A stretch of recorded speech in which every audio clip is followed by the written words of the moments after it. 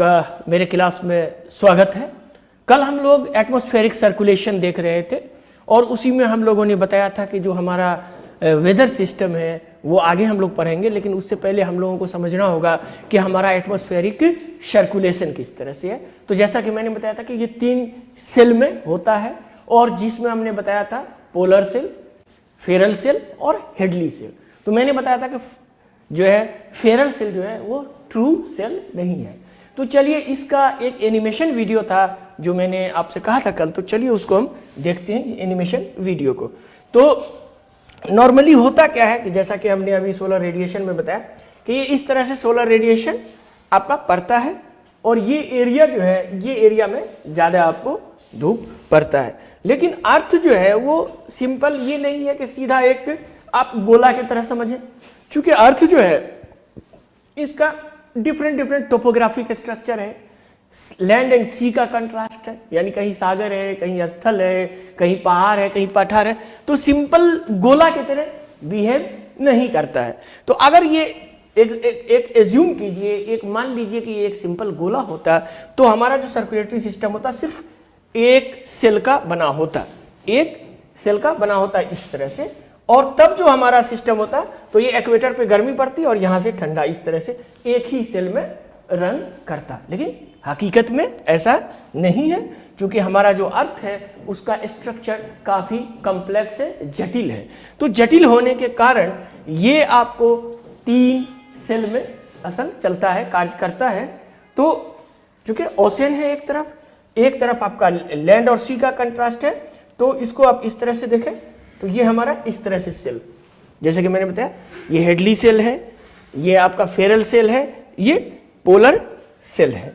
अब इसको आगे देखें हम लोग, तो ये देखें तो सबसे बड़ा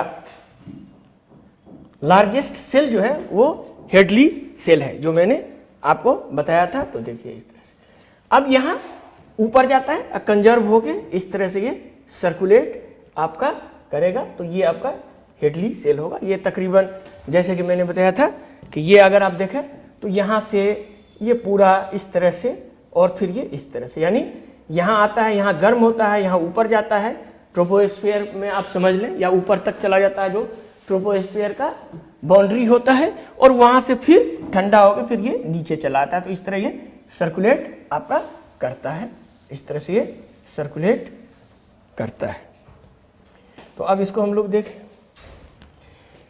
तो ये आपका जैसे कि मैंने पहले ही आपको बताया था ये ट्रोपोपाउज है। ट्रोपोपाउज जो मैंने आपको पहले बताया था कि आपको ट्रोपोपाउज जो है वो स्ट्रेटोस्फीयर और ट्रोपोस्फीयर की सीमा है। तो आप देखेंगे ये ट्रोपोपाउज के लेयर पे ये सेल आपके बनते हैं। अब इसको आगे अगर हम देखें तो ये देखिए इस तरह से तो ये सबसे बड़ा जो होता है वो हेडली सेल होता है और इस तरह से सर्कुलेट करता है। अर्थात इसका मतलब ये हो गया कि ये सारी एरिया जो ट्रॉपिकल रीजन में है, यानी 30 डिग्री नॉर्थ तक का आप देखेंगे तो उसको ये प्रभावित करता है। और ये इसका मतलब ये हो गया कि अगर हेडली सेल कमजोर होगा तो हमारे मानसून पे भी इम्पैक्ट पड़ेगा। तो नॉर्मल जो हम लोग समझते थे कि मानसून जो है लैंड सी कंट्रास्ट है, वो उस तरह से नहीं है। तो इसी को आगे हम लोग देखते हैं। तो इस तरह से आप देखें, ठीक है। अब दूसरा जो है वो है पोलर सेल, जो जिसको जैसे कि मैंने बताया ट्रू सेल की अगर हम लोग बात करें तो ये है पोलर सेल, यहां से यहां तक। और ये जो है पोलर सेल ये सबसे छोटा है, यानी जैसे कि मैंने बताया था स्मॉल, तो ये पोलर सेल जो होता है वो सबसे छोटा सेल होता है।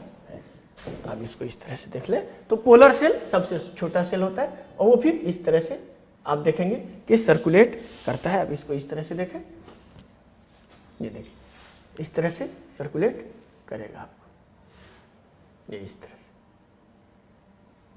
क्योंकि यहां आपका लो प्रेशर का विंड है। अब देखिए इस तरह से।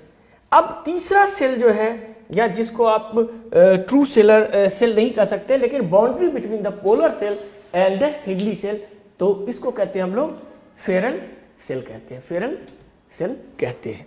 तो ये वाला पोर्शन जो है वो फेरल सेल, फेरल सेल। अब देखिए इसका जो गति आप देखेंगे तो इस तरह से, यानी यहां से ये गर्मी लेता है, यहां से ये गर्मी लेता है और इस तरह से, मतलब इस तरह से गोल नहीं है ये घूम रहा है यहां से यहां, बल्कि यहां से ये गर्मी लेता है और यहां आता है और यहां का ठंडी लेके फिर यहां, यानी पोलर सेल और हेडली सेल के बीच में एक ये कड़ी की तरह काम करता है। तो ये इंडिपेंडेंटली एक सेल नहीं है, यानी ये ट्रू सेल नहीं है।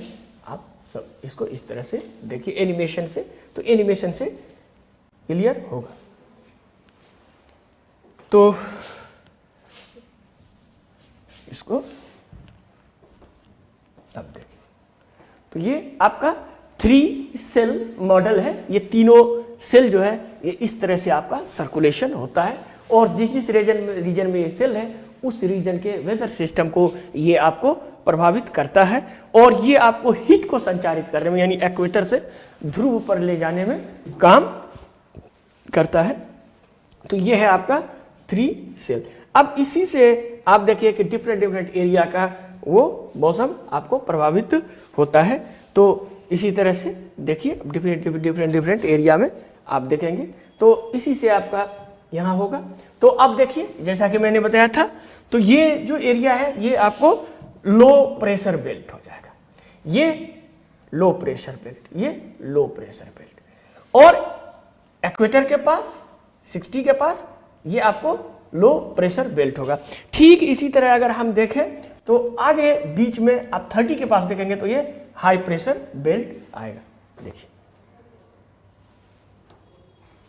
तो ये जो लो प्रेशर बेल्ट है इसमें आप देखते हैं कि खास करके काफी रेन फॉरेस्ट आपको मिलेगा, जंगल मिलेगा जो इक्वेटोरियल रीजन में होता है।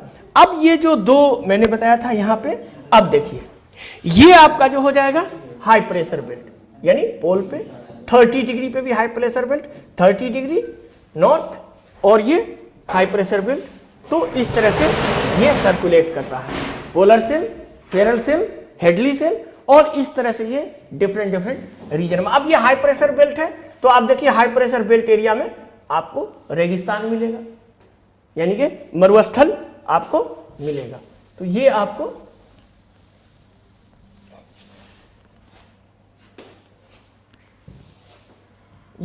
हाई प्रेशर बेल्ट में, लो प्रेशर बेल्ट में आपको रेन फॉरेस्ट मिल रहा है। उसी तरह से हम लोग देखेंगे तो जो पोल था वहां भी आपका हाई प्रेशर बेल्ट था, वो पोल जो था वो आपका हाई प्रेशर बेल्ट था। तो पोल में दो जगह है, एक तो उत्तरी ध्रुव यानी नॉर्थ पोल। तो नॉर्थ पोल जो है आपका वो आप देखेंगे तो नॉर्थ पोल में नॉर्मली क्या है कि सागर में है, और साउथ पोल जो है यानी कि अंटार्कटिका में हम लोग देखते हैं तो अंटार्कटिका क्या है, लैंड में है।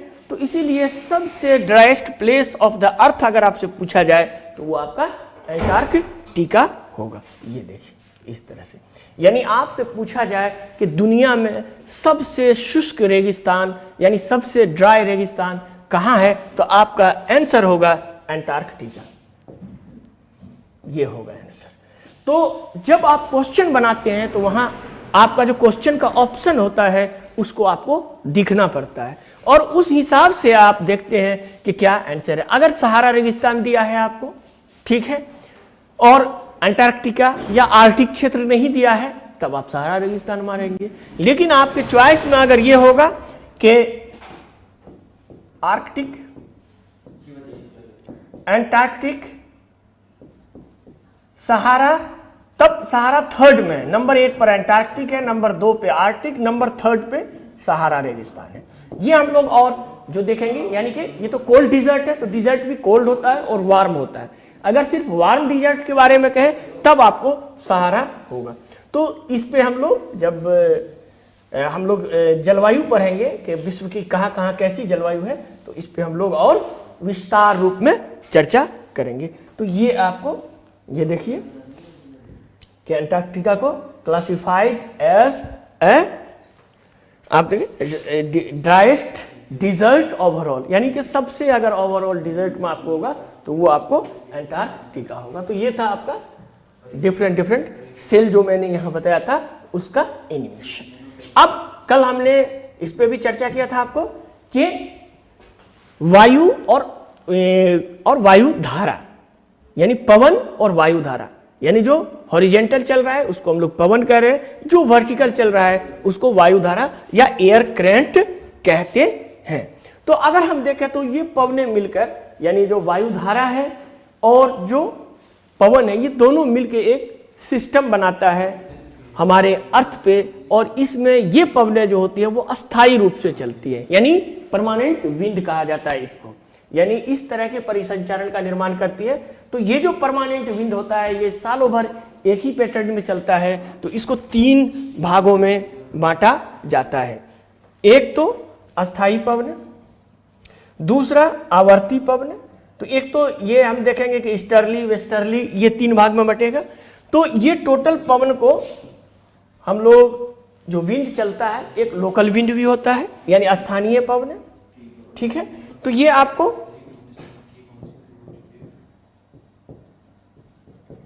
परमानेंट विंड,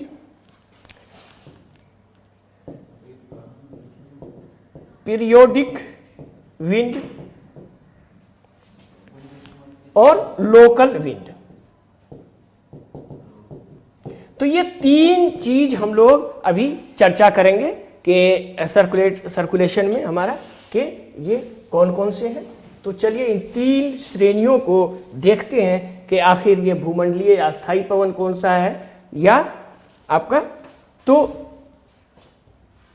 भूमंडलीय जो होता है या जिसको परमानेंट विंड कहते हैं वो हमेशा एक ही दिशा में और एक ही तरह चलता है। इसका एग्जाम्पल आप देखेंगे कि भूमंडलीय या अस्थायी पवनें जो होती है वो आपको सदैव एक ही दिशा में चलती है, और इस प्रकार की जो पवनें होती है उसमें है आपका 3, इसको भी हम लोग 3 श्रेणी में बांटते हैं। इसको हम लोग 3 श्रेणी में बांटते हैं, ठीक है। तो भूमंडलीय पवनें, तो भूमंडलीय या अस्थायी पवनें जो होती है वो सदैव एक ही दिशा में आपको चलेगी, और इसको हम लोग देखेंगे। तो ये 3 प्रकार की होती है। तो ये कौन कौन से 3 प्रकार की है उसको हम लोग देखें। पूर्वी पवन, ईस्टर्लीज, ये 3 प्रकार की होती है। ये 3 प्रकार की होती है जिसमें आप देखेंगे ये 3 प्रकार की होती है, जिसमें पूर्वी पवनें, पश्चिमी पवनें या पछुआ पवनें और ध्रुवीय पूर्वी पवनें। ध्रुवीय पूर्वी पवनें, ये 3 होता है। अब एक एक करके हम लोग देखेंगे। पूर्वी या ईस्टर्ली, तो इसको हम इस तरह से देखेंगे।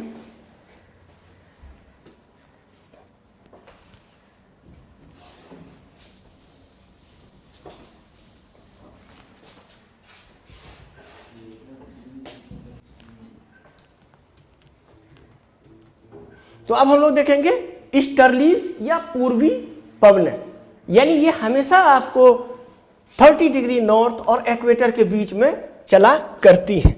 यानी आप इस तरह से देखें, अर्थ है हमारा ये हमारा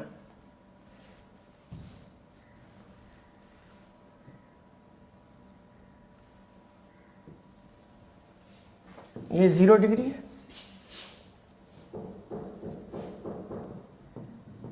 थर्टी डिग्री नॉर्थ,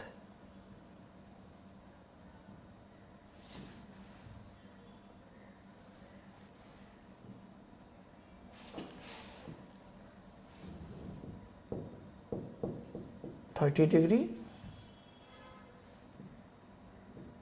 साउथ। तो ये जो पवनें हैं यहां जैसे कि मैंने बताया था क्या है, हाई प्रेशर बेल्ट है, ये लो प्रेशर है, ये हाई प्रेशर है, और फिर ये हाई प्रेशर बेल्ट। तो पवनें क्या होती, जैसा कि मैंने बताया था कि कोई भी पवनें जो चलती है वो प्रेशर ग्रेडियंट, यानी जो प्रेशर में दाब में अंतर होता है उसके हिसाब से चलती है, यानी उच्च दाब से निम्न दाब की ओर चलती है। तो ये क्या है, उच्च दाब है, तो ऐसे चलती है।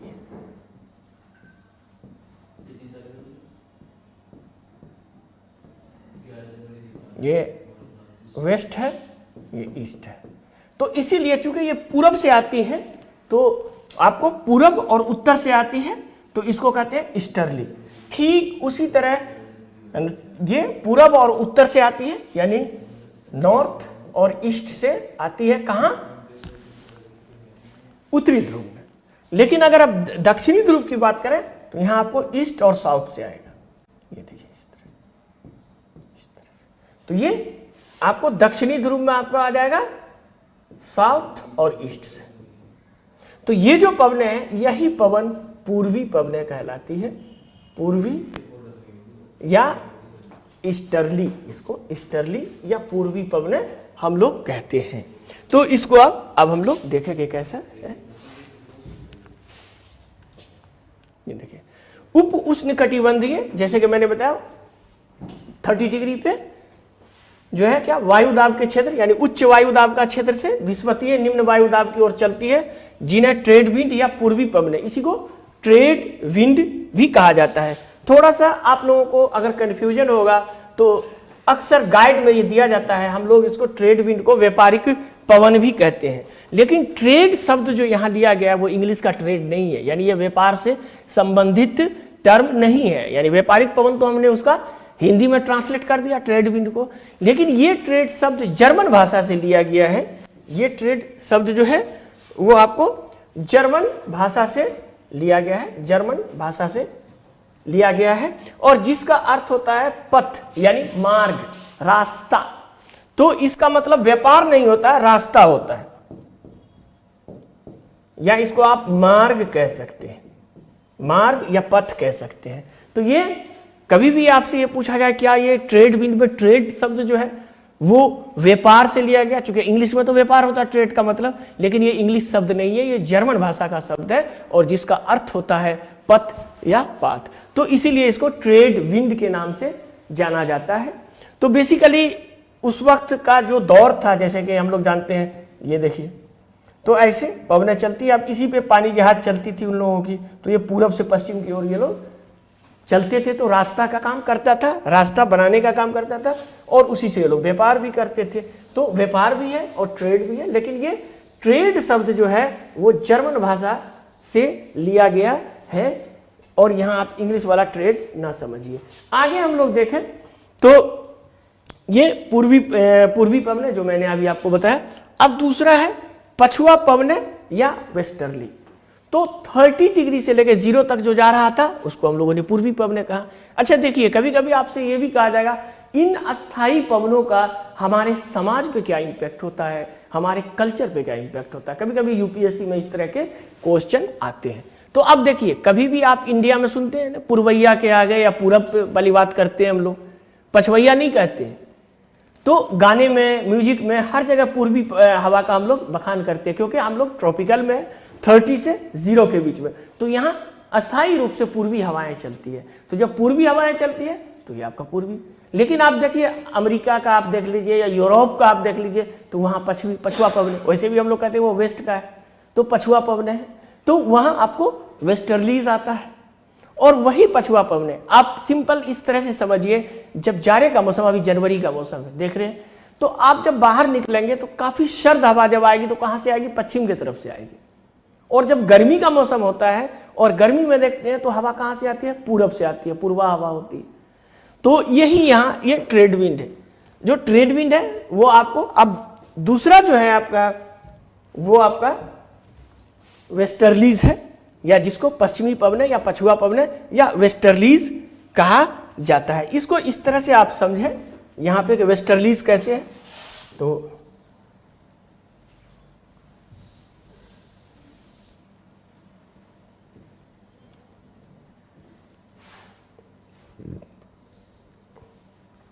इसको इस तरह से समझ, 0 30 degree north, 60 degree north, 30 degree south, 60 degree south. अब ये देख लीजिए, यहां तो हम लोगों ने देखा था कि 30 से ये क्या चल रहा था? पूर्वी हवाएं चल रही थी ऐसे,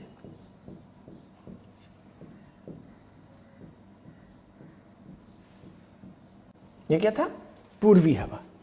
तो यहां क्या था आपका, high pressure belt, low pressure belt, high pressure belt, low pressure belt, और यहां क्या है, हाई प्रेशर बेल्ट। यहां भी क्या है, लो प्रेशर बेल्ट, और यहां क्या है, हाई प्रेशर बेल्ट।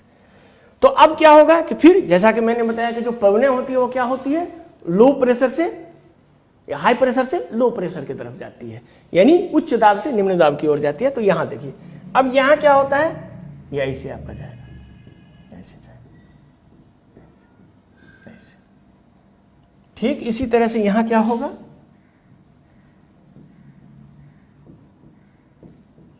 यानी यहां जो आएगा ये वेस्ट से और साउथ से आएगा, यानी वेस्ट से और साउथ से। यहां क्या आएगा, वेस्ट से और नॉर्थ से।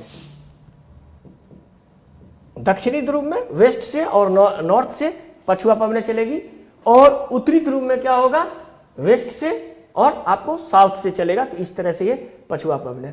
फिर एक और पवना होता है, जैसा कि मैंने बताया, इसको अस्थाई पवना, इसको 3 भागों में हम लोगों ने विभाजित किया था, जिसको कहते हैं हम लोग पोलर ईस्टर्ली या ध्रुवीय पूर्वी पवने। इसको हम लोग कहते हैं पोलर ईस्टर्ली या ध्रुवीय पूर्वी पवने। तो इसको इस तरह से देखें। अब ये क्या होता है, यहां क्या है, लो प्रेशर, और यहां क्या है, हाई प्रेशर। ये हाई प्रेशर है, तो अब यहां हाई प्रेशर से लो प्रेशर की ओर जाएगा, इस तरह से, इस तरह से, इस तरह से। अब यहां क्या है, अब देखिए इस तरह से,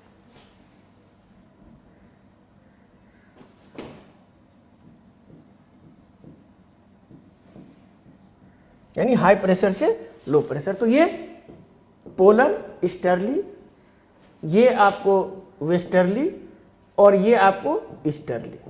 ईस्टर्ली, वेस्टर्ली, पोलर ईस्टर्ली, ये 3 आपको पैटर्न विश्व में देखने को मिलेगा। तो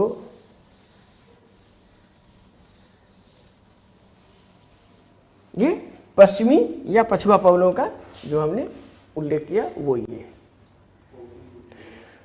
तो ये आप देखेंगे कि उप उष्णकटिबंधीय में उच्च दाब से ध्रुव की ओर पर चलने वाली पवनें, जैसे कि मैंने बताया कि दक्षिण पश्चिम दिशा जो बताया आपको मैप पे, वही ये है। आगे हम लोग इसी में देखते हैं ध्रुवीय पूर्वी पवनें। तो ध्रुवीय पूर्वी पवनें जैसे कि उप ध्रुवीय क्षेत्र से कम दाब का क्षेत्र जो होता है, वहां से आप वो आपको उत्तरी गोलार्ध में आप देखेंगे।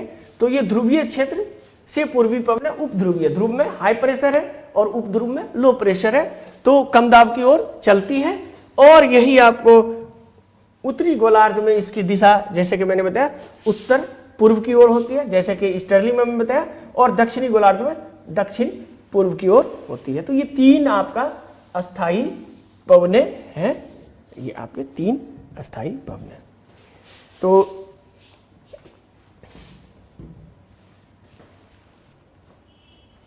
तो अब ये जो इसके बाउंड्रीज हैं, और इसमें कभी कभी आपसे पूछ देगा कि ये डोलड्रम क्या है, ठीक है।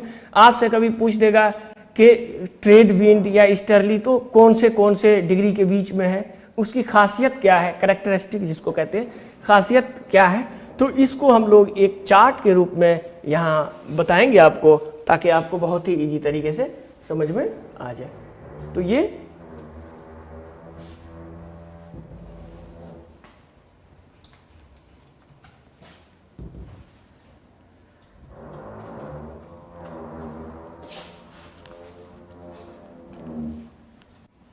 देखिए,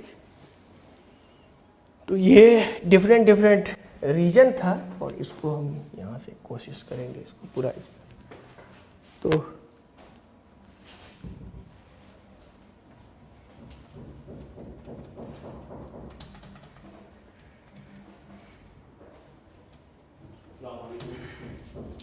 चलिए, इसको लगता नहीं आ रहा है, तो चलिए हम यहीं से इसका ही करते हैं। यहाँ पे शुरुआत, कैरेक्टरिस्टिक ऑफ विंड। तो ये डिफरेंट जो रीजन है, और इसका हम देखेंगे। तो नंबर इसको 1 इस तरह से करें, 0 से 5 डिग्री नॉर्थ और साउथ, यानी जो हम अर्थ की तरफ से जाएंगे तो इक्वेटर से 5 डिग्री नॉर्थ और 5 डिग्री साउथ जाएंगे, वो एरिया डोलड्रम का कहलाता है। डोलड्रम, ये निम्न दाब के क्षेत्र होते हैं। कौन से दाब होता है, तो ये देखेंगे कौन सा क्षेत्र है, कौन सा विंड बेल्ट है और उसका एटमॉस्फेरिक प्रेशर क्या है, वो लो प्रेशर है या हाई प्रेशर बेल्ट में है। और ये देखेंगे कि इसकी कैरेक्टरिस्टिक्स क्या है, यानी इसकी खासियत क्या है, यानी वो कैसा बिहेव करता है। कभी कभी आपसे इस तरह के मिलाने के लिए पूछ देता है। तो ये क्या होता है, तो डोलड्रम है। डोलड्रम में हल्की परिवर्तनीय पवनें, प्रचुर मात्रा में बादल और बहुत अधिक वर्षा होती है। खास करके हरिकेन्स जो होता है या जिसको हम लोग साइक्लोन कहते हैं, खास करके जो ट्रॉपिकल साइक्लोन की बात करते हैं, तो उसके लिए ये मटेरियल का काम करता है, यानी उसके उत्पन्न होने के लिए ये आपको काम करता है, तो उसके लिए आधार प्रदान करता है। यानी फिर हम 5 से लेके 30 डिग्री नॉर्थ तक जाएंगे, तो ये आपको व्यापारिक या पूर्वी पवनें होगी, जैसा कि मैंने बताया था। और ये सामान्यतः पूर्व से चलने वाली शक्तिशाली और अस्थायी पवनें हैं। तो चूंकि आपको पता है कि ये पूर्व से चल रही है, अस्थायी पवनें हैं, शक्तिशाली पवनें हैं, तो सारी चीजें जब आपको पता होगा तो फिर इन फ्यूचर में अगर इस तरह का कोई लोकेशन है तो वहां पे आपको विंड पावर का सबसे अच्छा एनर्जी मिल सकता है। तो ये भी इसको ध्यान में हम लोग रखेंगे। अब आगे हम लोग देखें दूसरा हम देखेंगे 30 डिग्री नॉर्थ और साउथ, यानी नॉर्थ में भी जाएं और साउथ में भी 30 डिग्री जाएं, तो इसको हम लोग हॉर्स लैटिट्यूड या अश्व अक्षांश कहते हैं। इसको क्या कहते हैं, अश्व अक्षांश कहते हैं, या हाई प्रेशर बेल्ट होता है। ये बेसिक क्या होता है, ये परिवर्तनीय गैसें होती है, शुष्क होती है, मौसम साफ होता है और विश्व का सबसे बड़ा मरुस्थल वगैरह इसी एरिया में आपको मिलता है।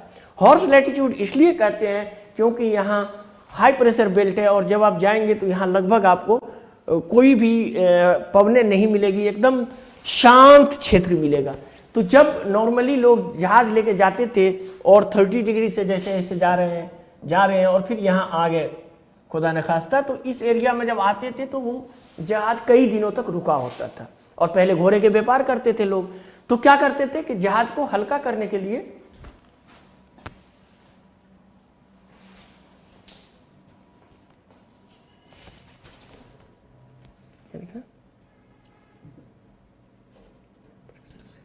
कमेंट से बच्चा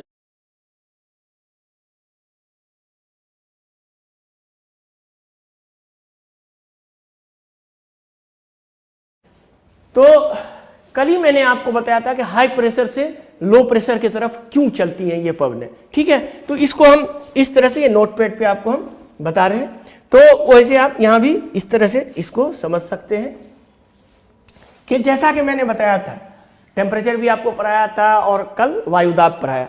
तो कोई भी चीज इसको इस तरह से सिंपल भाषा में समझिए, जब आपके पास ज्यादा पैसे हो और कोई गरीब है तो क्या होता है, नॉर्मल मतलब पैसे की अगर बात कर लें, या जो खाना जब आपको ज़्यादा हो जाता है तो आप क्या करते हैं, एक्स्ट्रा खाना गरीबों को दे देते, जिसके पास कम खाना हो। ठीक उसी तरह से ये प्रेशर या जो भी आपका टेम्परेचर होता है, यानी हाई टेम्परेचर है तो वो कहाँ से ट्रांसफर करेगा, हाई से लो की तरफ करेगा, यानी उच्च से निम्न की ओर करता है। तो यही बात है, जैसे कि मैंने बताया कि हाई प्रेशर बेल्ट है यहाँ और ये लो प्रेशर बेल्ट है, तो पवने क्या होगा, हाई प्रेशर बेल्ट पे ऐसे करेगा। तो अगर हॉरिजेंटल जा रहा है तो उसको हम लोग क्या कहेंगे, पवन। और यही आपका लो प्रेशर है यहाँ और हाई प्रेशर है यहाँ। तो हाई प्रेशर यानी उच्च दाब जो होता है, उच्च दाब से निम्न दाब की ओर सफर करती है, ठीक है। कहीं कोई भी चीज हो जो उच्च होता है वो उससे निम्न की ओर यात्रा करती है। जैसे कि आपको अगर कहीं 50 डिग्री टेम्परेचर है और कहीं 10 डिग्री है या 20 डिग्री है, आप दोनों नॉर्मल, आप जैसे जाड़े का मौसम अभी है, आप जाते हैं तो क्या होता है, एक लोहे का बेंच है आपके मुखर्जी नगर में, ये फील्ड पे लगा हुआ है। अब क्या होता है कि उसको जैसे आप छूते हैं तो आपको ठंडा लगता है। उसका मतलब क्या होता है कि आपके बॉडी का गर्मी ज्यादा था तो आपके बॉडी का गर्मी वो ले लिया। और नॉर्मल जब आप वहां हाथ रखे रहेंगे थोड़ा देर के बाद और फिर वहां से हटाएंगे तो उसके बगल वाला ज्यादा ठंडा होगा, वो वाला कम ठंडा। इसका मतलब क्या हो गया कि आपके बॉडी का हीट, ठीक इसी तरह से गर्मी का मौसम मई जून ले लीजिए, लोहे का बेंच है बीच मैदान में पड़ा हुआ, काफी गर्म, आपका बॉडी ठंडा है उससे। जैसे आप जाएंगे तो आपको काफी गर्म लगेगा, कहेंगे अरे ये तो बहुत गर्म है। तो फिर तो यही होता है, यानी हाई टेम्परेचर से लो टेम्परेचर, हाई प्रेशर से लो प्रेशर की ओर पवनें मूव करती है। तो यहां भी यही है, अब ये हाई प्रेशर है तो ये लो प्रेशर की तरफ जाएगा, ठीक है, हाई प्रेशर से लो प्रेशर के तरफ जाएगा। तो हमको लगता है कि अब आपको आंसर मिल गया होगा इसका जवाब। उसके अतिरिक्त कोई भी अगर क्वेश्चन हो तो डेफिनेटली आप पूछ सकते हैं। तो चलिए, अश्व अक्षांश की बात हम लोग कर रहे थे कि जैसा ये आप लोग जानते ही हैं, तो इसीलिए इसका नाम अश्व अक्षांश या हॉर्स लैटिट्यूड पड़ा।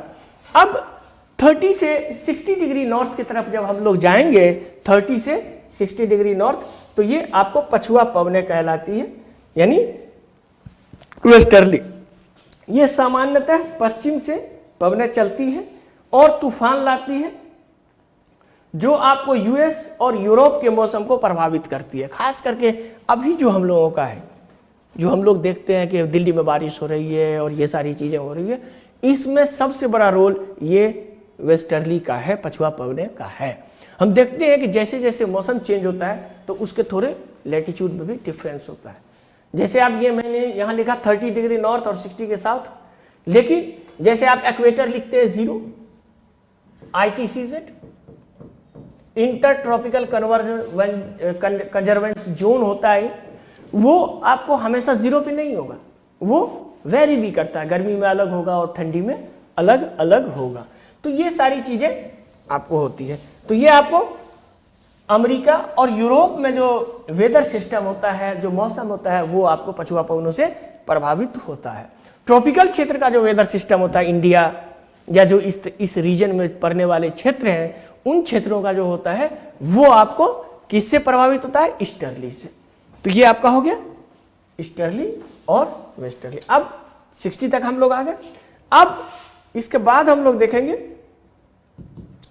60 डिग्री नॉर्थ पे, इसको कहते हैं पोलर फ्रंट या ध्रुवीय वाताग्र, ठीक है, इसको हम लोग कहते हैं पोलर फ्रंट या वाताग्र। ये फ्रंट क्या होता है अभी हम लोग आगे पढ़ेंगे कि वाताग्र क्या होता है, वायु राशियां क्या होती है, इसी का जो अभी हम लोग ये सर्कुलेटरी सिस्टम पढ़ रहे हैं कि वायुमंडलीय परिसंचरण यानी एयर सर्कुलेशन किस तरह से हो रहा है।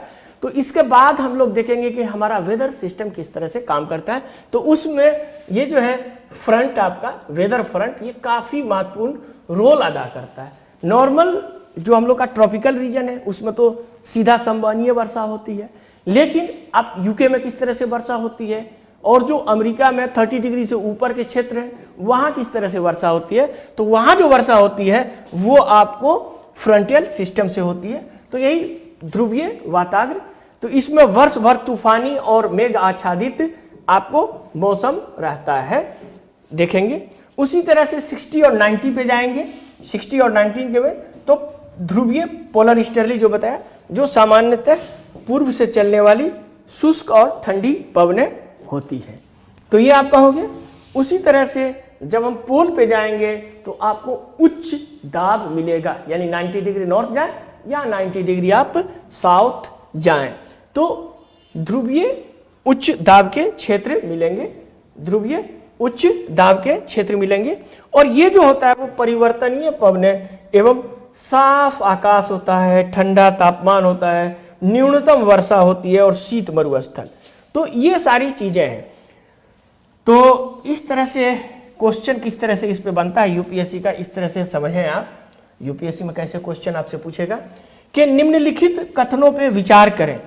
किसी स्थान में परिवर्तनीय शुष्क पवनें एवं साफ आकाश है, उसका तापमान ठंडा है, वहां न्यूनतम वर्षा होती है और ये शीत मरुस्थल है, यह स्थान कहाँ होगा? अब आपको दे देगा 90 डिग्री नॉर्थ पे या साउथ पे, ध्रुवों पे, आपको दे देगा कि एक्वेटर पे, आपको एक्वेटर नहीं मतलब आपको दे देगा 60 से 90।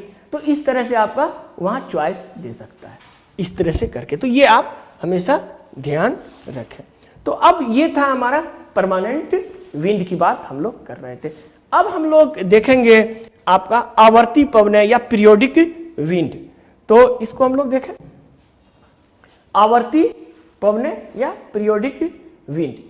तो पीरियोडिक विंड वो है जो पीरियड के अनुसार चेंज होता रहता है, यानी मौसम के अनुसार आप देखेंगे तो बदलेगा। तो इन पवनों की दिशा ऋतु परिवर्तन के साथ, यानी कि जैसे मौसम चेंज होगा, बदलती रहती है। जैसे कि मानसून पवन इसका सबसे महत्वपूर्ण है, आवर्ती पवनों का एक सबसे बेस्ट एग्जाम्पल है। तो अगर हम मानसून को देखें तो मानसून जो है आवर्ती पवन है। तो मानसून शब्द, जैसा कि मैंने बताया आपको कि मानसून शब्द जो है वो मौसम या मौसम अरबिक शब्द है, उससे लिया गया है, या मौसम आप कह सकते हैं। और इसका मतलब है कि जो पवन ऋतु के साथ परिवर्तन करती है और अपनी दिशा बदल देती है, उसे मानसून पवन कहा जाता है। यहाँ मानसून पवन की हम लोग बात कर रहे हैं, मानसूनी क्लाइमेट की बात एक अलग बात है। ये पवने मानसून पवने हैं। ये गर्मियों के समय इसको देखेंगे मानसून पवने को, तो ये समुद्र से स्थल की ओर चलती है, और शीत ऋतु के समय स्थल से समुद्र की ओर चलती है।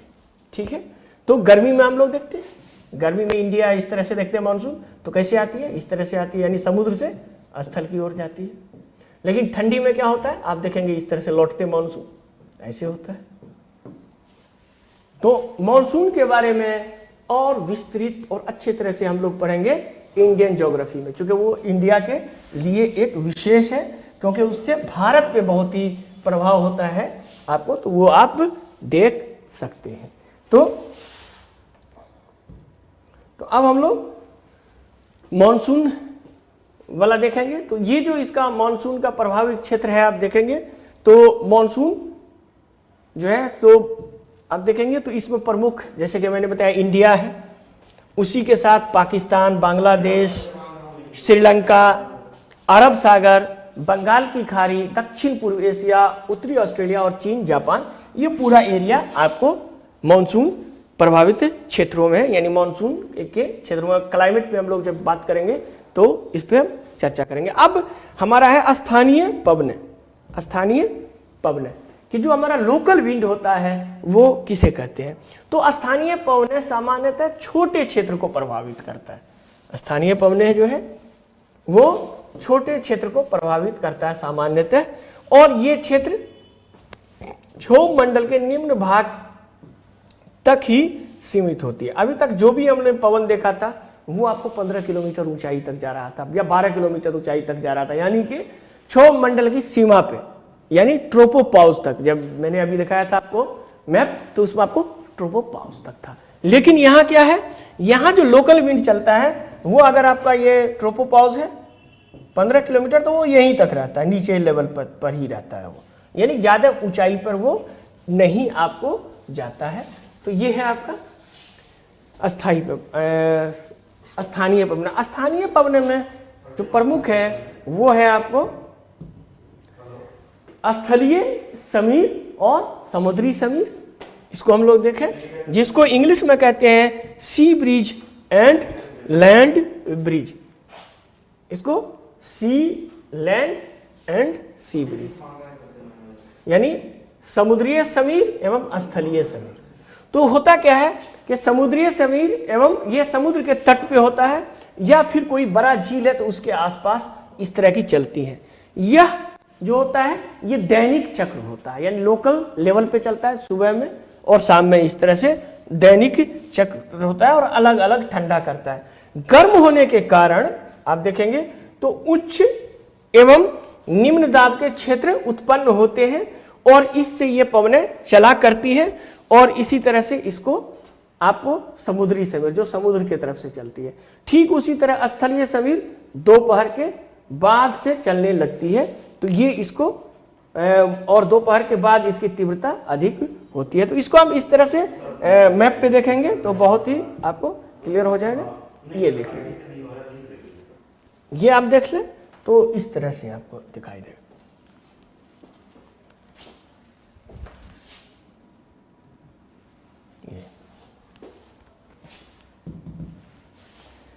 यहां पे आप देखें, ये देखिए, ये सी एंड लैंड ब्रिज, यानी कि समुद्री समीर और स्थलीय समीर। अब ये देखिए पहला वाला जो है ये है समुद्री समीर, या जिसको सी ब्रिज कहा जाता है। उसमें क्या होता है, दिन के दौरान क्या होता है आपको देखेंगे कि यहाँ आपको गर्म होता है। चूंकि दिन के समय जैसे कि मैंने बताया जब दिन होता है तो आपका स्थल भाग तेजी से गर्म होता है। जब तेजी से गर्म होगा तो यहाँ आपको हाई प्रेशर का बेल्ट बनेगा। अब ये हाई प्रेशर का बेल्ट बनेगा और यहाँ क्या हो गया, लो प्रेशर का बेल्ट। तो हम बताएं आपको कि लो प्रेशर से हाई प्रेशर की तरफ पवनें चलती है। तो ये आपको यहाँ से इधर चलेगा और ये जो चलेगा वो आप देखेंगे land is warm as warm, ये ऊपर जाएगा और ये लो प्रेशर का, ये यहाँ लो प्रेशर का, ये समुद्री समीर जो होगा ये गर्म हो जाएगा और ये जब गर्म हो जाएगा यहाँ पे और ये ऊपर चला जाएगा तो यहाँ आपको एक लो प्रेशर का बेल्ट होगा और ये हाई प्रेशर का बेल्ट बनता है। तो हमने बताया था कि हाई से लो प्रेशर की तरफ चलता है। तो ड्यूरिंग द डे, चूंकि हम जानते हैं कि जब ओशन होता है वो ठंडा हो जाता है और ठंडा होने के बाद आप देखेंगे तो ये आपको हाई प्रेशर का बेल्ट बनाएगा, हाई प्रेशर का बेल्ट बनाएगा ठंडा होने के कारण। तो ये आपको ऐसे चलेगा और ये लो प्रेशर का बेल्ट होगा तो ये ऊपर चला जाएगा। तो इस तरह का जो एयर होगा उसको हम लोग कहेंगे सी ब्रिज। और लैंड ब्रिज में क्या होता है, रात के समय में, यानी स्थलीय समीर रात में चलती है। अब रात में क्या होता है कि जमीन जल्दी ठंडा हो जाता है, ठंडा हो गया तो ये आपको हाई प्रेशर का बेल्ट बनाया और यहाँ आपको गर्म हो जाता है। चूंकि समुद्र जो है वो धीरे धीरे ठंडा और धीरे धीरे गर्म होता है। वो हमने बताया था कि चार कौन कौन से हैं, एक तो मिक्सिंग ऑफ वाटर, फिर हमने आपको बताया कि स्पेसिफिक हीट, उसके बाद बताया कि ट्रांसपेरेंसी, यानी कि वो जो सूरज की किरणें होती है वो नीचे तक चली जाती है। तो ये सारी कारण था कि जो है समुद्र जो है या जल जो है वो धीरे धीरे गर्म होता है। तो ये आपको, ये हो गया आपको स्थलीय समीर। तो ये हो गया स्थलीय समीर। स्थलीय समीर ये रात में होता है, स्थलीय समीर रात में, ये हमेशा ध्यान रखिए, और समुद्री समीर दिन में।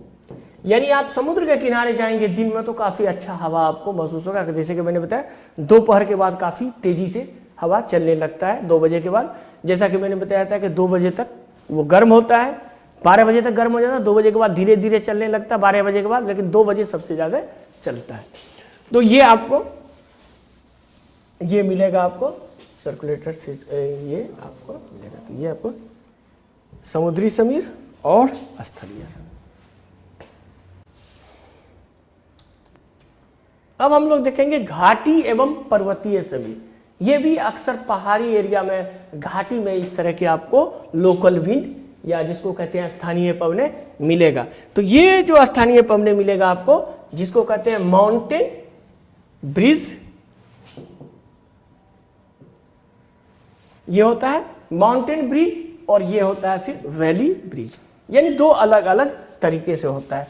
ठीक उसी तरह से होता है जो आप देखते हैं। तो इसको इस तरह से देखें, हम लोग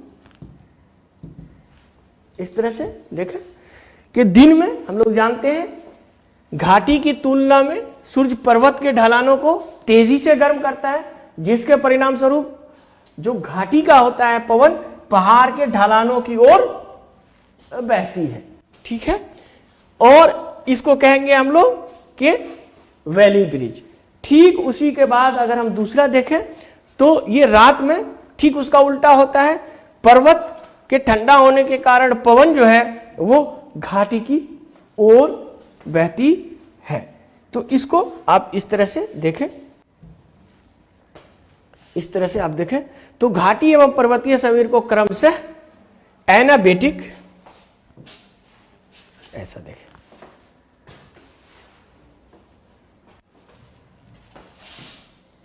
एनाबेटिक मतलब घाटी समीर, यानी वैली ब्रिज। तो वैली ब्रिज जो है, वैली ब्रिज को एनाबेटिक कहा जाता है, एनाबेटिक। और इसको कहा जाता है कैटाबेटिक। तो एनाबेटिक और कैटाबेटिक ये दोनों शब्द, तो माउंटेन ब्रिज को कहते हैं कैटाबेटिक और घाटी समीर को कहा जाता है एनाबेटिक। ये हमेशा याद रखिए। तो इस तरह से ओके, हाँ, तो चलिए ये मैप पे आप समझ लें घाटी समीर और पर्वतीय समीर को। तो ये मैप पे जैसे कि मैंने बताया मैप और फिगर्स काफ़ी महत्वपूर्ण होते हैं ज्योग्राफी के लिए। तो जैसा कि मैंने आपको बताया था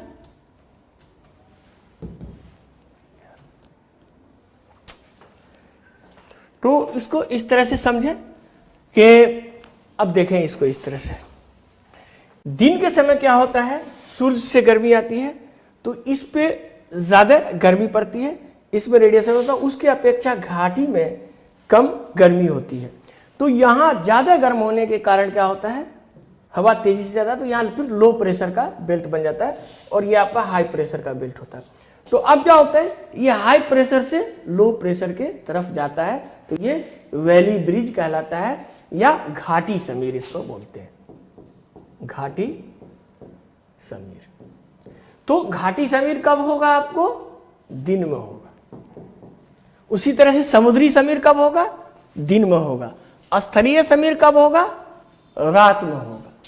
ठीक, अब इसके बाद हम लोग देखेंगे कि माउंटेन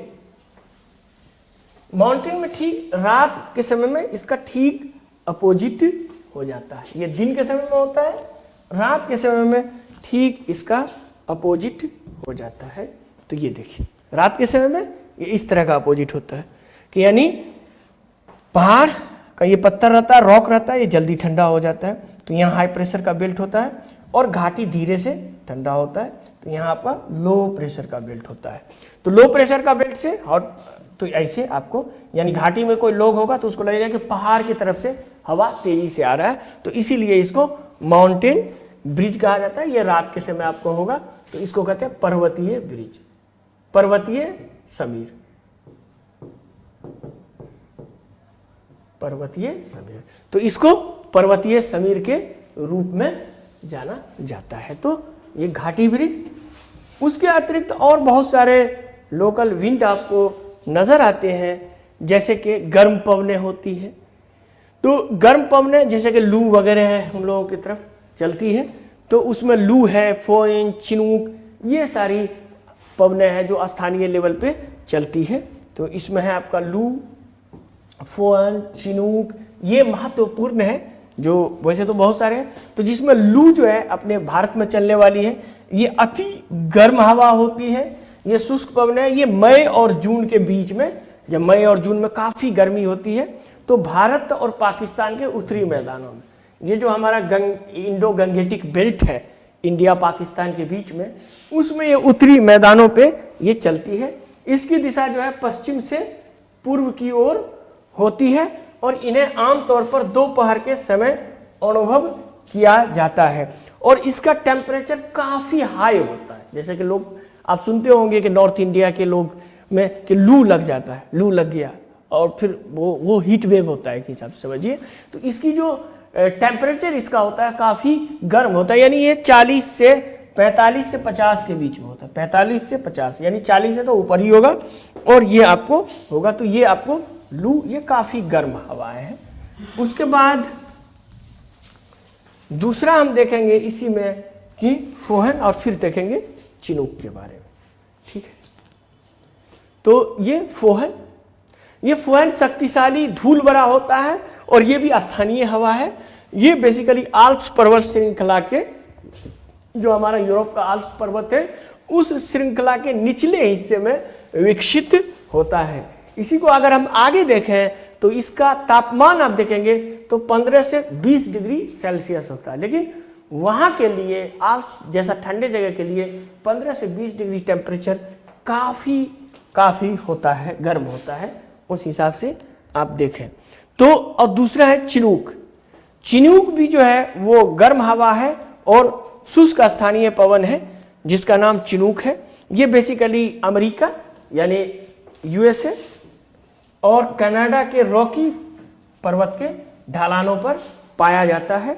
और चिनूक जो है, चिनूक का शाब्दिक अर्थ होता है बर्फ को खाने वाला, यानी आइस ईटर, यानी आइस ईटर के रूप में ये जाना जाता है। तो ये आपका होता है, तो ये आपका फोहन हो गया, ये चिनूक हो गया, ये भी लोकल विंड है। उसी तरह से हम लोग देखेंगे तो सर्द हवा भी चलती है, ठंडी पवनें भी थी। तो ठंडी पवनें कौन सी है? तो उसमें ठंडी पवनें बेसिकली शीत ऋतु में हिम आच्छादित पर्वतों पर उत्पन्न होती है और ढलान के अनुरूप घाटी की ओर नीचे उतरती है। ये विभिन्न क्षेत्रों में विभिन्न नामों से जानी जाती है ये ठंडी हवाएं। इसको आप इस तरह से समझे कि ये पहाड़ है और ये पूरा बर्फ से ढका हुआ है, काफी ठंडा, ये हाई प्रेशर बेल्ट है, ठीक है, और यहाँ नीचे गर्मी है तो ये लो प्रेशर बेल्ट है। तो ये पहाड़ों से इस तरह से चलती है काफी ठंडी हवा। तो ये जो ठंडी हवाएं चलती है वो विभिन्न क्षेत्रों में विभिन्न नामों से जानी जाती है। खास करके आल्प्स वगैरह का आप देखेंगे तो वहां भी टेम्परेचर आपका माइनस में होता है या फिर 0 में होता है। तो इसको आप इस तरह से देख लें। इसमें एक है मिस्ट्रल, ये तो मिस्ट्रल पवनें आल्प्स पर्वत से उत्पन्न होती है, जैसे कि मैंने बताया आल्प्स पर्वत से उत्पन्न होती है और ये फ्रांस में रोन नदी की घाटी से होकर भूमध्य महासागर की ओर चलती है और ये काफी तीव्र वेग वाली हवाएं होती है। यानी आप देखेंगे तो ये फ्रांस वगैरह में काफी ये ठंडा लाता है। यानी आल्प्स के आसपास एक फ्रांस का स्टेट है लियोन, वहाँ के एक लोग थे, तो हमारे एक फ्रेंड ही थे, तो मैंने उनसे बात किया था लियोन वाले से। तो उनका कहना था कि जो हमारा स्टेट है फ्रांस में, जहाँ लियोन हम लोग रहते हैं, वहाँ हमेशा माइनस में ही टेम्परेचर रहता है। गर्मी में भी समझिए 0 डिग्री के लगभग में रहता है या 0 डिग्री से 1 या 2 इधर उधर। तो ये काफ़ी आप देखेंगे कि ये मिस्ट्रल जो है ये काफ़ी आपको ठंडी हवाएं होती है। तो इस तरह से आप इसको देख लें। तो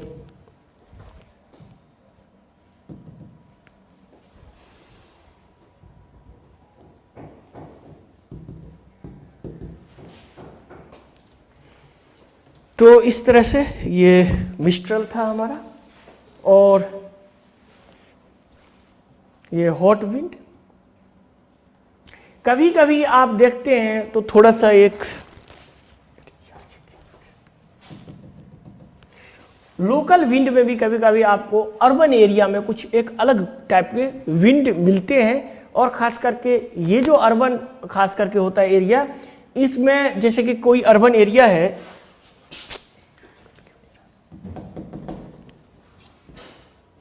चलिए अर्बन एरिया है, जैसा कि ये अर्बन एरिया आप मान लें, अर्बन एरिया है, तो ये काफ़ी गर्म हो जाता है। तो गर्म हो जाने पर जैसे कि उद्योग है, विभिन्न टाइप के ट्रैफिक होते हैं, तो ट्रैफिक होने के कारण गर्म हो जाता है। तो क्या होता है, ये लो प्रेशर का बेल्ट बनाता है, लो प्रेशर का बेल्ट बनाएगा। उसी के बगल में एक जंगल वगैरह है, दिल्ली में भी आप देखते हैं जेएनयू के पास जंगल वगैरह आपको मिलेगा। तो वहाँ जंगल है या ठंडी हवा है, तो यहाँ क्या होता है, ये आपको हाई प्रेशर का बेल्ट बनता है। तो ये हाई प्रेशर का बेल्ट बनता है, तो ये हाई प्रेशर से लो प्रेशर की ओर जाता है।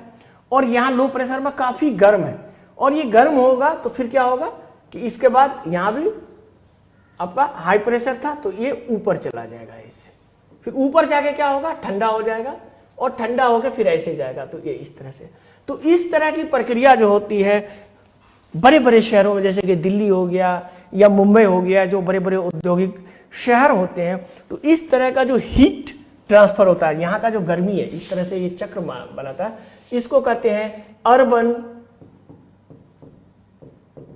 Heat island.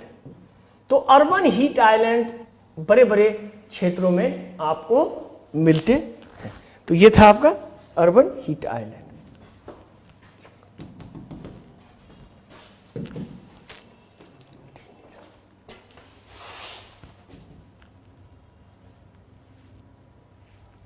Urban heat island,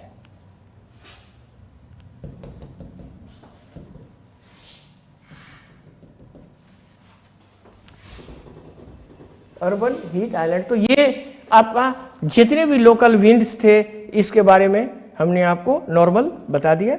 अब हम लोग इसके आगे पढ़ेंगे जो हमारा वेदर सिस्टम है, या जो हमारा वेदर सिस्टम, यानी कि जैसे कि मैंने बताया कि हमारा वेदर सिस्टम जैसे फ्रंटियल सिस्टम होता है, वाताग्र क्या होता है, तो ये सारी चीज़ें हम लोग अब पढ़ेंगे। चलिए अब हम लोग वेदर सिस्टम देखेंगे। अभी तक हम लोगों ने देखा था जो सर्कुलेशन सिस्टम था हमारा, उसके बारे में, तो वेदर सिस्टम में देखेंगे। और वेदर सिस्टम में पहली चीज़ जो आपको समझनी होगी, कहीं का भी वेदर सिस्टम, खास करके जो हमारा सब ट्रॉपिकल रीजन है उसका वेदर सिस्टम और जो हमारा ट्रॉपिकल रीजन है उसका वेदर सिस्टम अलग अलग होता है। तो उसमें जो पहली चीज़ है वेदर सिस्टम में अगर हम लोग पढ़ेंगे तो उसमें है आपका एयर मास, या इसको वायु राशि, इसको कहते हैं एयर मास। इंग्लिश में इसको कहते हैं एयर मास या वायु राशि।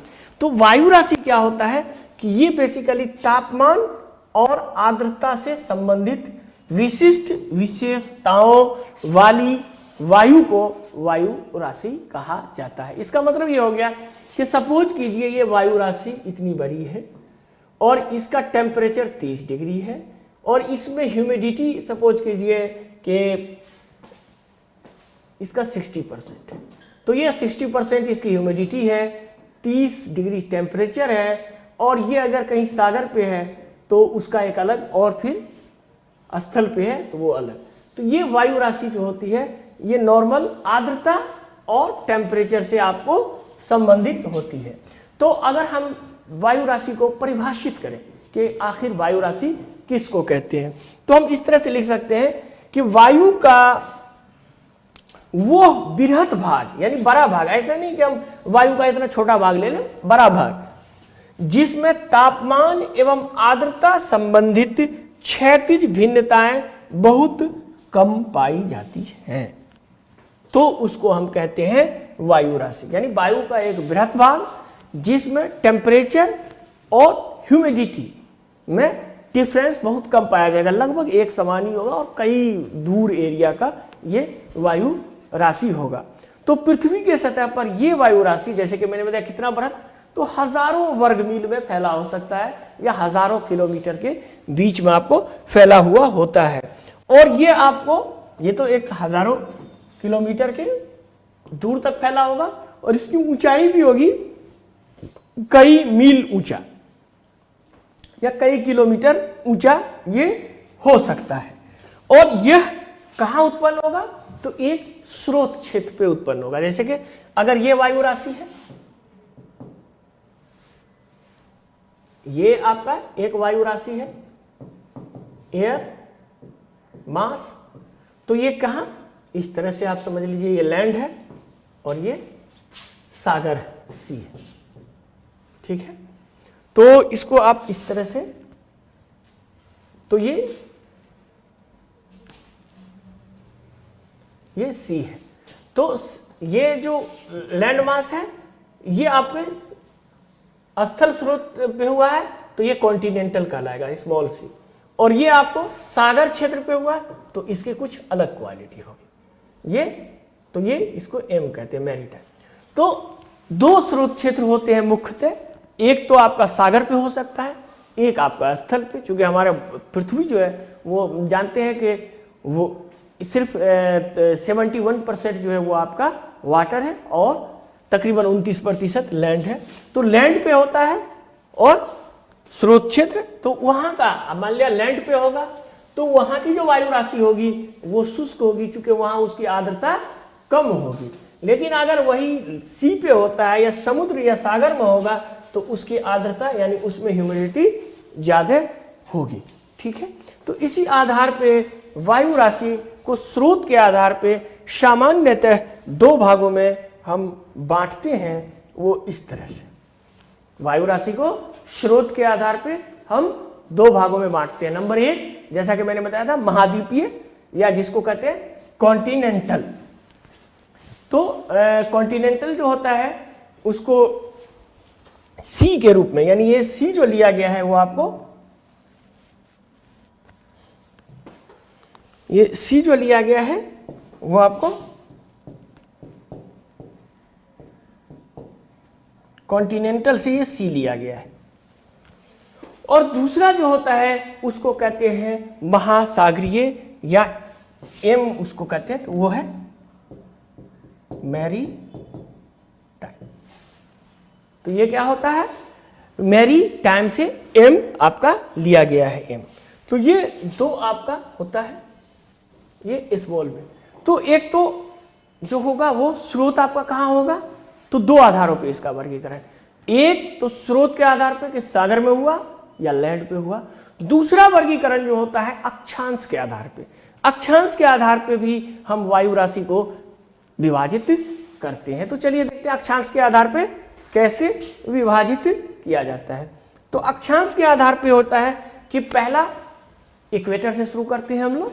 तो इक्वेटर पे जो होगा उसको ई कहा जाएगा, यानी इक्वेटर पे जो होगा उसको ई कहा जाएगा, जिसको हम कहेंगे विषुवतीय इक्वेटर पे। ये अत्यंत निम्न अक्षांश पे होगा और ये इसकी प्राकृतिक कैसी होगी, गर्म होगी। यानी विषुवतीय वायु राशि जो होगी वो गर्म होगी और ये निम्न अक्षांशों में आपको पाई जाएगी। उसी तरह से ट्रॉपिकल टी या जिसको कहते हैं उष्ण कटिबंधीय हिंदी में, तो ये भी निम्न अक्षांश पे ही होगा। ये अत्यंत निम्न अक्षांश, ये निम्न अक्षांश, ये भी आपको गर्म होगा, ये वायु राशि भी गर्म होगा।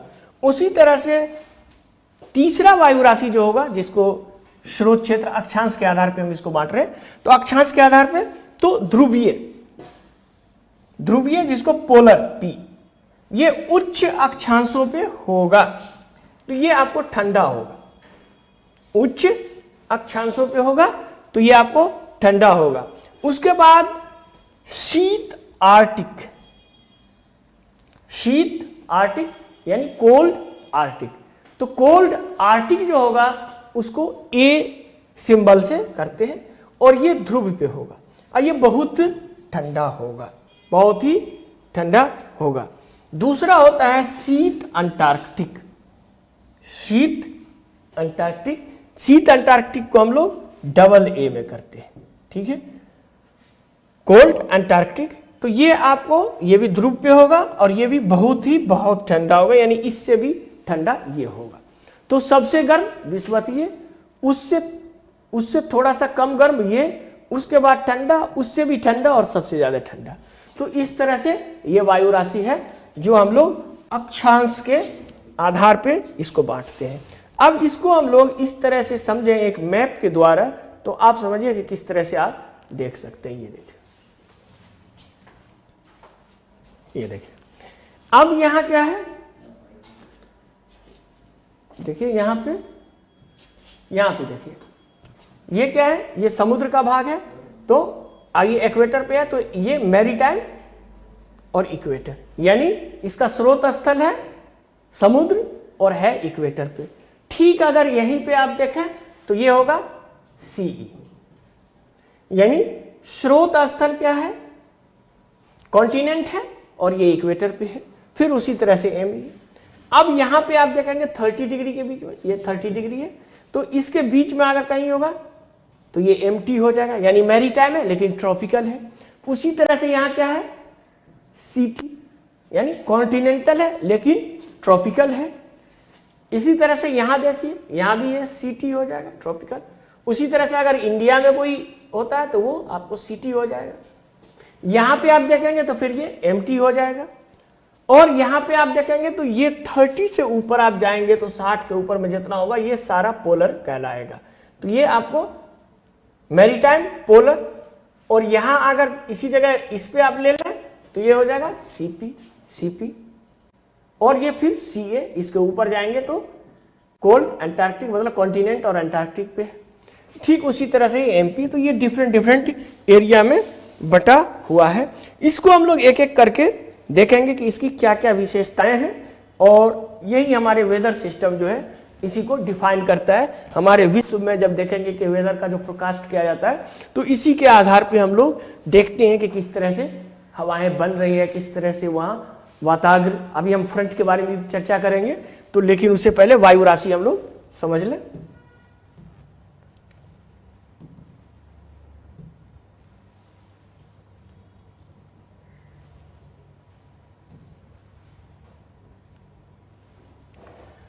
तो अब हम लोग देखेंगे महाद्वीपीय, इस तरह से हम लोग सिस्टम शुरू कर रहे हैं। तो महाद्वीपीय आर्कटिक यानी कॉन्टिनेंटल आर्कटिक, तो ये क्या होगा, सामान्यतः अत्यधिक शुष्क होगा, ठीक है। उसी तरह से दूसरा होगा महाद्वीपीय अंटार्कटिक, ये अत्यधिक ठंडा होगा किंतु आर्कटिक की तुलना में अत्यधिक शुष्क होगा, क्योंकि इसका जो स्रोत क्षेत्र है वो महाद्वीप है। आर्कटिक का स्रोत क्षेत्र क्या था, महासागर था। जैसा कि मैंने बताया कि जो उत्तरी ध्रुव है वो महासागर में है और जो दक्षिणी ध्रुव है वो लैंड पे है। तो इसका मतलब है कि इस ध्रुव पे ज्यादा है। उसी तरह से महाद्वीपीय पोलर, ये ठंड और शुष्क माना जाता है, लेकिन आर्कटिक वायु राशि की तुलना में ये गर्म होता है। अगर इसकी तुलना में देखेंगे तो पोलर वाला गर्म होगा। उसी तरह से देखें हम लोग कॉन्टिनेंटल ट्रॉपिक, ये तो हो गया आपका। फिर हम लोग महाद्वीपीय उष्ण कॉन्टिनेंटल ट्रॉपिक, ये पृथ्वी के बड़े मरुस्थल क्षेत्र, यानी आप देखेंगे जो बड़ा मरुस्थल है पृथ्वी का, वो सारा क्षेत्र इसी में आता है। जैसे कि सहारा मरुस्थल, अरब, ऑस्ट्रेलिया इत्यादि में ये उत्पन्न होता है। और इसमें पानी की उपलब्धता कमी के कारण इसमें आपको ह्यूमिडिटी बहुत ही कम होता है, तो ये आपको कॉन्टिनेंटल ट्रॉपिकल होगा। जैसा कि मैंने आपको दिखाया था कि ये अफ्रीका है और अफ्रीका के ऊपर में आप देखेंगे ये ट्रॉपिक क्षेत्र है, तो कॉन्टिनेंटल ट्रॉपिकल होता है ये। तो ये आपको काफी शुष्क होगा। अब महासागरीय ध्रुवीय या मैरीटाइम पोलर, ये ठंडी होगा लेकिन आपको आर्द्र होगा, खास करके तटीय स्थानों में ये काफी अच्छा मौसम लाता है, क्योंकि ये महासागर से आता है तो, और ये ध्रुवीय। उसी तरह से महासागरीय उष्णकटिबंधीय मैरीटाइम ट्रॉपिकल जो मैंने बताया था, ये गर्म होता है और आर्द्र होता है। ये रॉकी पर्वत के ऊपर जो अक्सर वर्षा होती है उसके लिए यही जिम्मेदार है, यही उत्तरदायी है मैरीटाइम ट्रॉपिकल। तो आपको इस तरह से क्वेश्चन पूछा जाता है कि डिफरेंट वायु राशि के बारे में, तो कौन सी वायु राशि है जो आपको नॉर्मल स्थिति में आप देखें तो बड़े बड़े रेगिस्तानों में उत्पन्न होती है, तो वो आप बोलेंगे कॉन्टिनेंटल ट्रॉपिकल, यानी स्मॉल सी और कैपिटल टी, ठीक है। उसी तरह से अगर आपसे पूछा जाए कि रॉकी पर्वत में अत्यधिक वर्षा के लिए उत्तरदायी कौन से वायु राशि है, तो ये आपको मैरीटाइम ट्रॉपिकल है। तो ये इस तरह से है। अब हम लोग देखेंगे उसी के आगे महासागरीय विषुवतीय, जो एक्वेटर वाला पे हमने दिखाया था। चूंकि एक्वेटर का ज्यादातर क्षेत्र महासागर में ही है, सिर्फ आप सेंट्रल अफ्रीका को छोड़ दें या ब्राजील को छोड़ दें तो बाकी एशिया में आप इंडोनेशिया के पास देखेंगे या जहां भी देखेंगे तो छोटे छोटे द्वीप हैं, तो वो ज्यादातर सागर में ही है। तो इसमें महासागरीय विषुवतीय की बात हम लोग करें तो मैरीटाइम इक्वेटोरियल, ये भूमध्य रेखा के पास उत्पन्न होता है, बहुत गर्म होता है और आर्द्र होता है। इसमें ह्यूमिडिटी भी काफी होगी, गर्म भी होगा, और यहीं पे आपको ITCZ होता है, इंटर ट्रॉपिकल कन्वर्जेंस जोन जो होता है ITCZ जो जिसको बोलते हैं हम लोग, तो ये आपको यहीं पे होता है, ठीक है। तो इसको कहते हैं हिंदी में अंतर उष्णकटिबंधीय अभिसरण क्षेत्र, ठीक है। ये बेसिकली संवहन और अभिसरण के कारण विषुवतीय वर्षावन में भारी वर्षा करवाता है। यही यानी जो आप देखेंगे जो ट्रॉपिकल फॉरेस्ट होता है, खास करके जो ट्रॉपिकल रेन फॉरेस्ट होता है, उसमें वर्षा के लिए जो जिम्मेदार है वो मैरीटाइम इक्वेटर, या इसको शॉर्ट में आप ME, यानी ये वायु राशि जो है आपको इक्वेटोरियल वर्षा के लिए, विषुवतीय क्षेत्र में वर्षा के लिए काफी महत्वपूर्ण है। तो ये हो गया। अब इसी के आगे हम लोग देखेंगे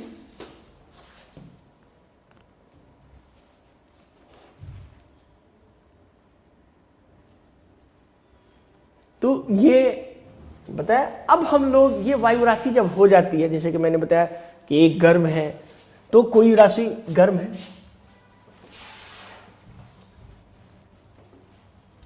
तो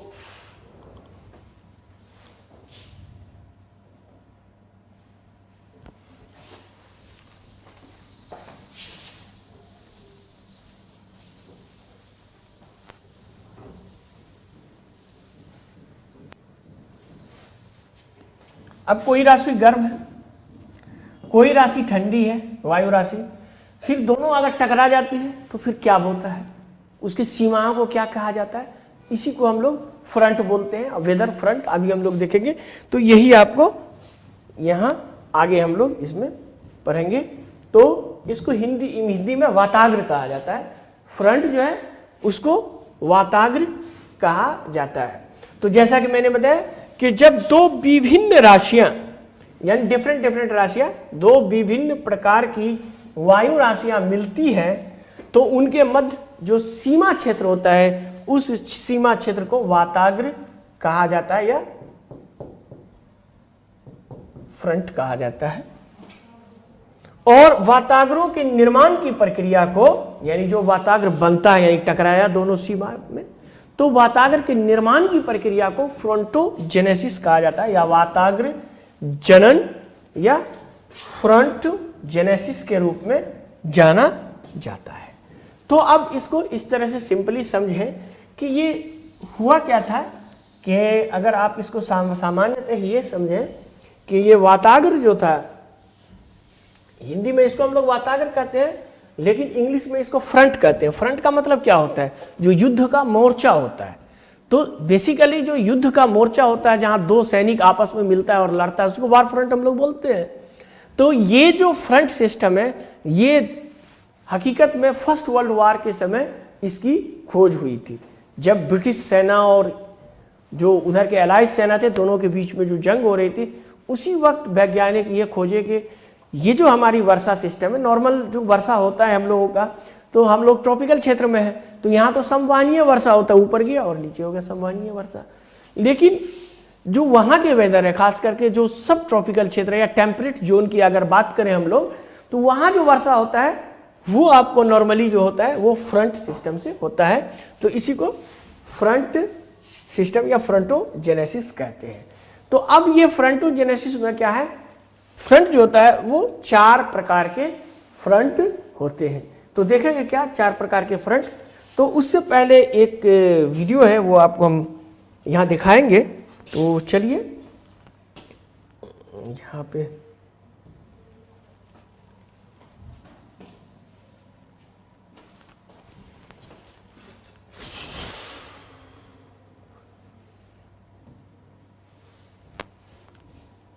तो यहाँ पे हम आपको एक वीडियो दिखाते हैं। ये देखिए को कैसे वेदर फ्रंट की डिस्कवरी हुई, और ख़ास करके ये जो वेदर फ्रंट था, ये वेदर फ्रंट तकरीबन जैसे मैंने बताया कि फर्स्ट वर्ल्ड वार के बाद 1900 ये जो थे जो इन्होंने खोजा था, इनका नाम था, आप देखें, जैकब ब्रेजन, ये नाम था इनका। आप देखेंगे इसको, तो ये जैकब ब्रेजन साहब थे, इन्होंने इसको खोजा था just after first world war. जैसे फर्स्ट वर्ल्ड वार खत्म हुआ तो ये क्लाइमेटोलॉजी में इन्होंने ये खोजा, और खोजने के दौरान जैसा कि उस वक्त का दौर था कि ये देखिए इस तरह से, अब इधर से ट्रॉपिकल क्षेत्र से ये गर्म हवा आया, और उधर से क्या हुआ, इंग्लैंड की तरफ से ठंडी हवा आया, और दोनों के बीच में एक ऐसा जोन बन गया जो ठीक उसी तरह से जब एक तरफ से इंग्लैंड की फौज या दूसरी तरफ की फौज लड़ती है तो वो फ्रंट पे लड़ती है। तो ये जो सीमा हो गया, इसी को इन्होंने बोला कि ये दोनों बॉडी के बीच में क्या है, फ्रंट, जिसको हम हिंदी में वाताग्र कहते हैं, लेकिन इंग्लिश में इसको फ्रंट बोला जाता है। ठीक इसके बाद देखेंगे तो एयर मासेस जैसे साइड बाय साइड, जिस तरह से ऐसे 2 आर्मी लड़ती है, अब ये देखिए ये बॉर्डर हो गया, और 2 बैटलफील्ड की तरह। तो उनका कहना था कि जिस तरह से आर्मी लड़ती है, तो ये वार्म एयर और कोल्ड एयर के बीच में भी इसी तरह से लड़ाई हो रहा है, और इसी तरह से ये आपका फ्रंट बन रहा है। ये देखिए कभी ये ऊपर, कभी ये इस तरह से दिखा रहा है। तो इस तरह से इन्होंने ये किया कि कोल्ड एयर और वार्म एयर। तो इसमें उन्होंने कहा कि इस तरह के जो मतलब इस तरह के जो फ्रंट पे होते हैं तो फ्रंट के कारण वेदर में ड्रास्टिक चेंज होता है। ये जो हमारा वेदर सिस्टम है इसमें काफ़ी ड्रास्टिक चेंज होता है। तो जैसा कि मैंने आपको बताया कि जो सिस्टम होता है तो इसमें warm front, cold front, occluded front और स्टेशनरी फ्रंट, ये 4 टाइप के फ्रंट पाए जाते हैं। इसको हम लोग आगे देखेंगे। तो इसको अभी हम लोग इसको वार्म फ्रंट और कोल्ड फ्रंट के बारे में अब हम लोग देखेंगे यहाँ पे। तो चलिए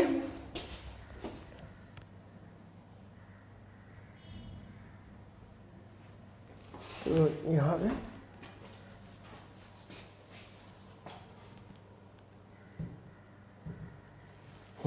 तो यहाँ पे आप आ जाइए।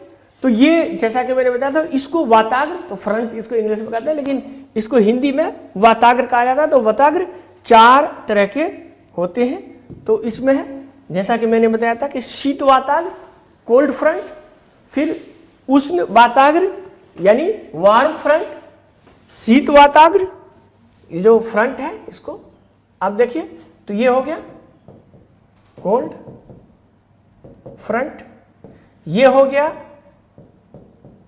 वार्म फ्रंट, ये हो गया स्टेशनरी फ्रंट, ये हो गया ऑक्लूडेड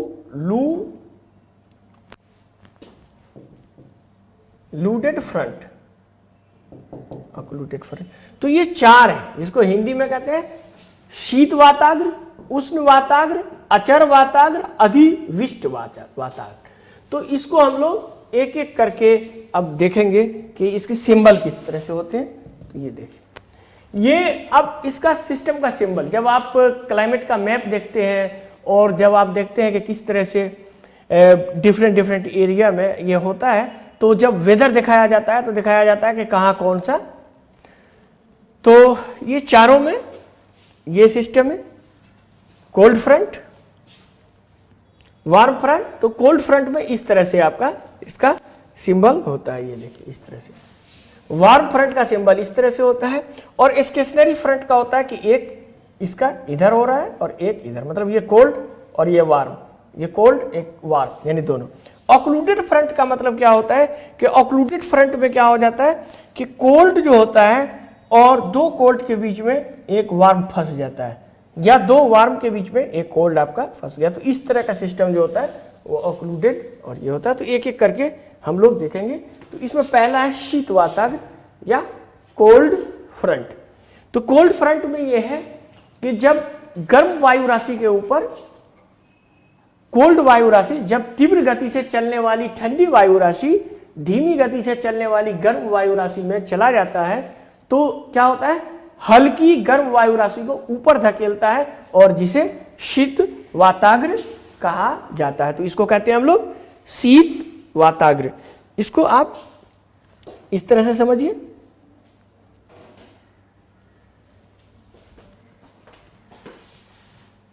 इस तरह से समझिए कोल्ड फ्रंट के बारे में। तो ये इस तरह से, ये देखिए होता क्या है, ये देखिए। अब क्या है, ये वार्म एयर है, ये गर्म वायु राशि है और ये क्या है, ठंडी वायु राशि है। यहां ये गर्म वायु राशि थी, ये बहुत धीरे धीरे चल रही थी, लेकिन यहां ये तीव्र वायु राशि जो ठंडी वायु राशि है वो तेजी से चलती है और तेजी से चलने के कारण आप देखें तो अब ये इसको ऊपर धकेलती है और गर्म वायु राशि ऊपर चला जाता है। और जैसे ही गर्म वायु राशि ऊपर चला जाता है तो इस तरह का सिस्टम आपको बनेगा।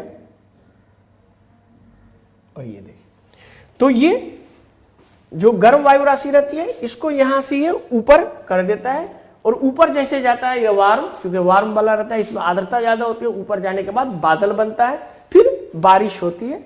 तो ये डायरेक्शन ऑफ फ्रंट है। तो इस तरह से, तो इसमें क्या है कि कोल्ड वाला जो है वो वार्म वाले के ऊपर चढ़ जाता है। तो इसका मतलब है वार्म वाले के ऊपर चढ़ता है, तो वार्म वाला क्या होता है, कोल्ड उसके नीचे चला गया और वार्म ऊपर चला गया।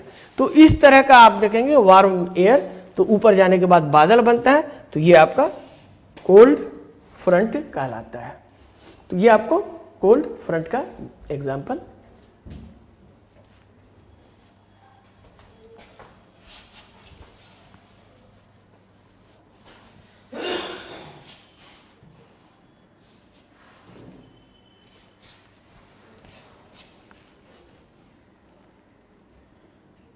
तो ये फिर से आप इस तरह से देखिए कि इस तरह से हमारा फ्रंट सिस्टम है। ये क्या था? Cold front system.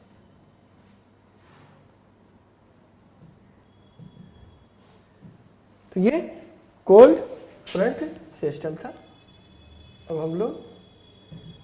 हम लोग देखें तो ये कोल्ड फ्रंट था, ठीक है। अब इसी के आगे चलेंगे तो दूसरा हमारा है वार्म फ्रंट। Warm front.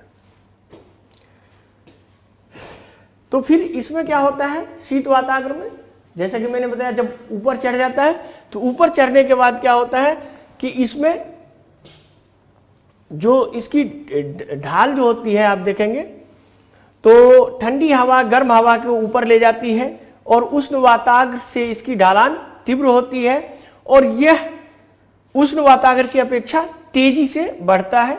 और इसमें आप देखेंगे कि छोटे मतलब कपासी मेघ होंगे, आंधी आ सकता है, तूफान आ सकता है, ओले या बौछार। तो इस तरह से जैसे देखते हैं कि आप लोग को प्रिडिक्शन किया जाता है, तो ये कोल्ड फ्रंट की निशानी होती है कि ओले आ सकते हैं, बौछार हल्की सी पड़ सकती है, आंधी आ सकते हैं। तो इस तरह का वेदर सिस्टम जो होता है, तो उस वेदर सिस्टम में ये क्या है? आपका कोल्ड फ्रंट का निशानी है। ये कोल्ड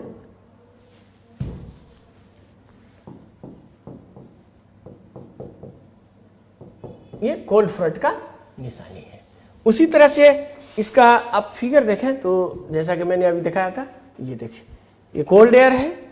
अब यहाँ ठंडी एयर है, तो ये इसको ऊपर कर दिया। और ये क्या है?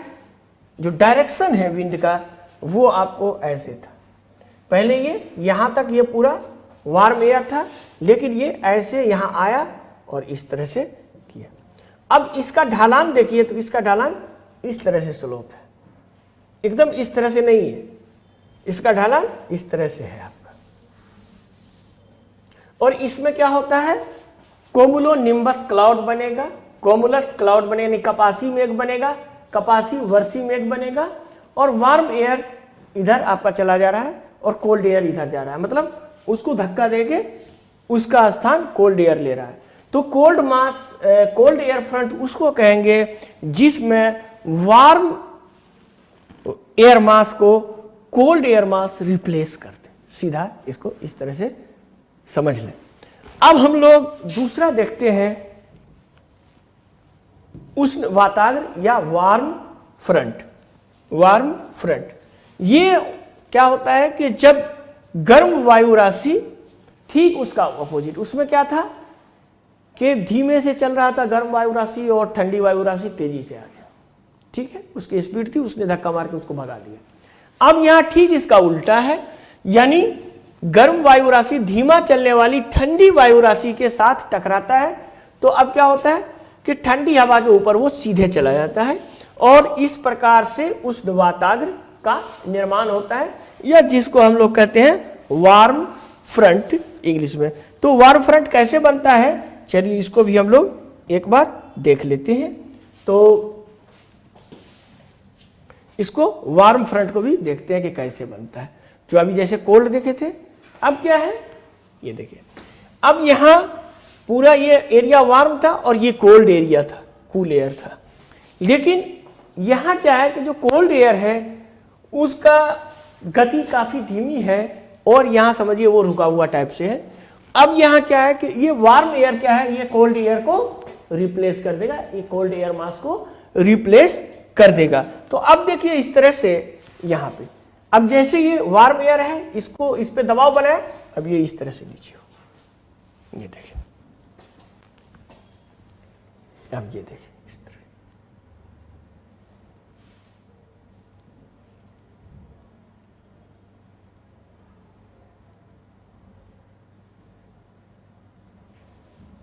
अब आप इस तरह से देख लीजिए कि इसका ढलान देखिए कैसे बन रहा है।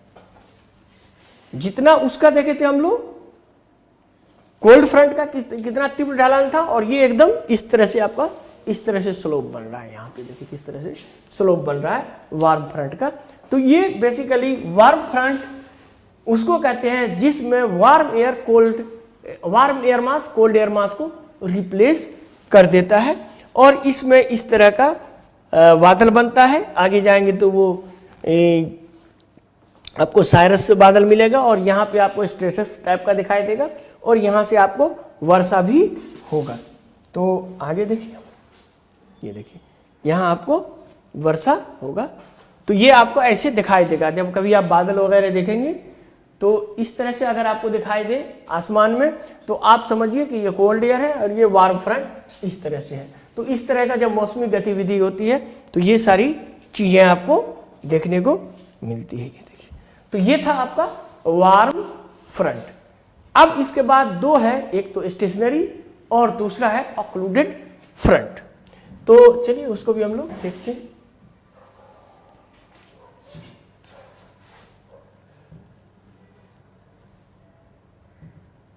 तो अब हम लोग उष्ण वाताग्र देख लिए।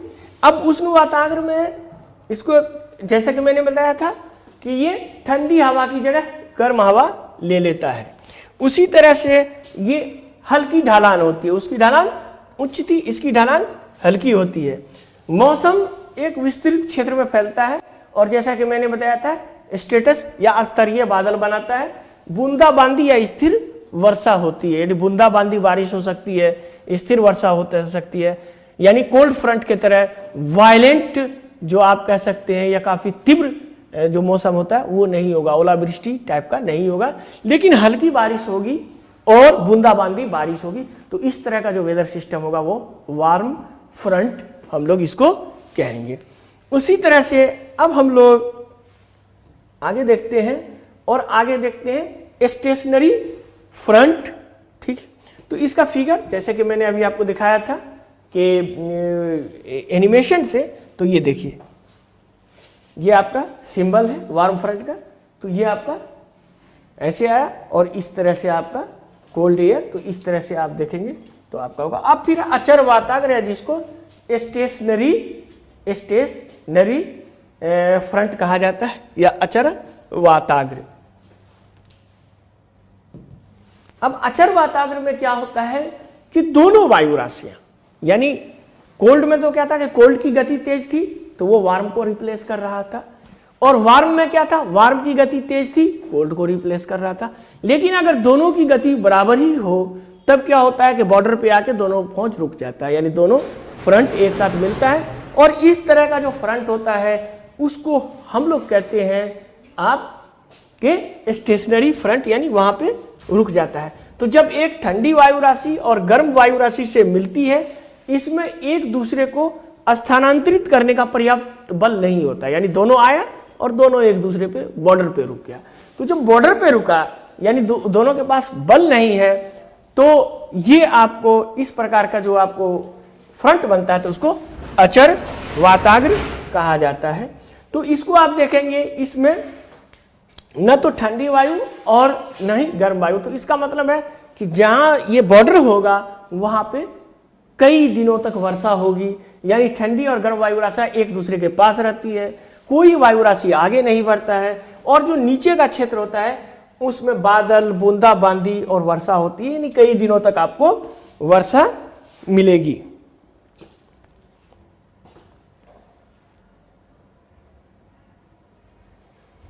तो इसको अब हम लोग देखेंगे, जो स्टेशनरी है इसको हम लोग इस तरह से देखें। तो यहाँ स्टेशनरी फ्रंट के बारे में भी हम लोग देख लें।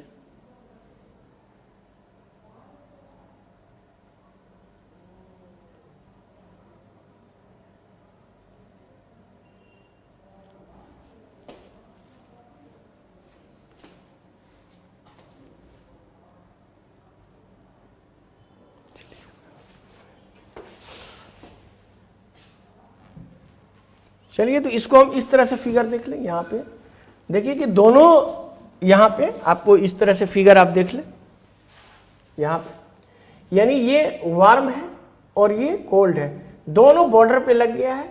और न तो ये इधर इसको कर रहा है, ना तो इधर इधर ये जा रहा है, इधर ये जा रहा है, यानी दोनों का बॉर्डर है।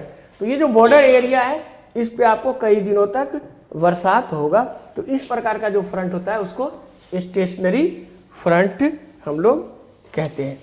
अब दूसरा जो है, ये चौथा जो है, तीसरा था ये, चौथा है अधिविष्ट वाताग्र, या जिसको कहते हैं ऑक्लूडेड, या जिसको हम लोग कहते हैं ऑक्लूडेड या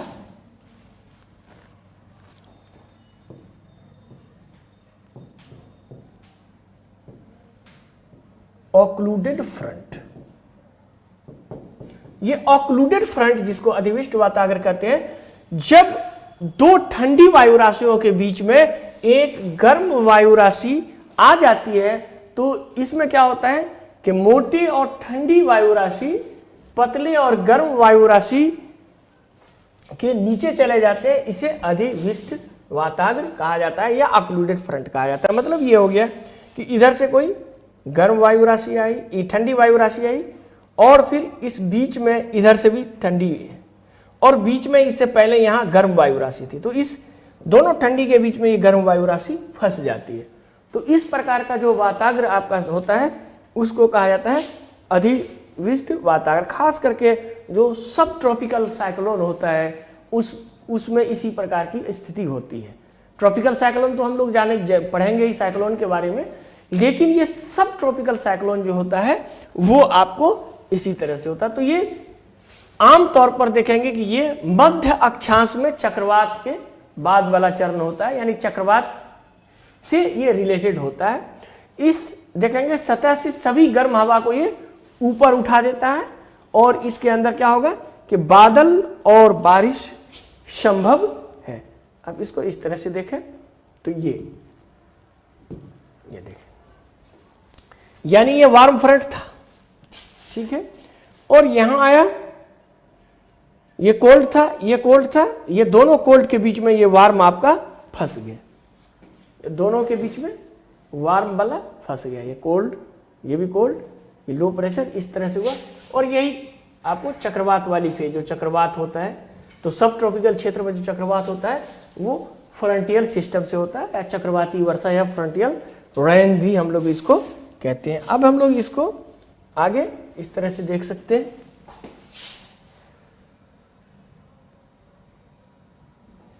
तो अब हम देखेंगे ऑक्लूडेड फ्रंट के बारे में कैसे होता है।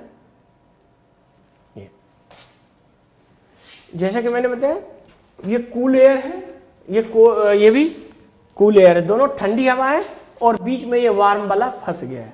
अब ये वार्म वाला जब फंस जाता है तो इस प्रकार की स्थिति जब आती है तो इसी को कहते हैं हम लोग ऑक्लूडेड फ्रंट या अधिविष्ट वाताग्र।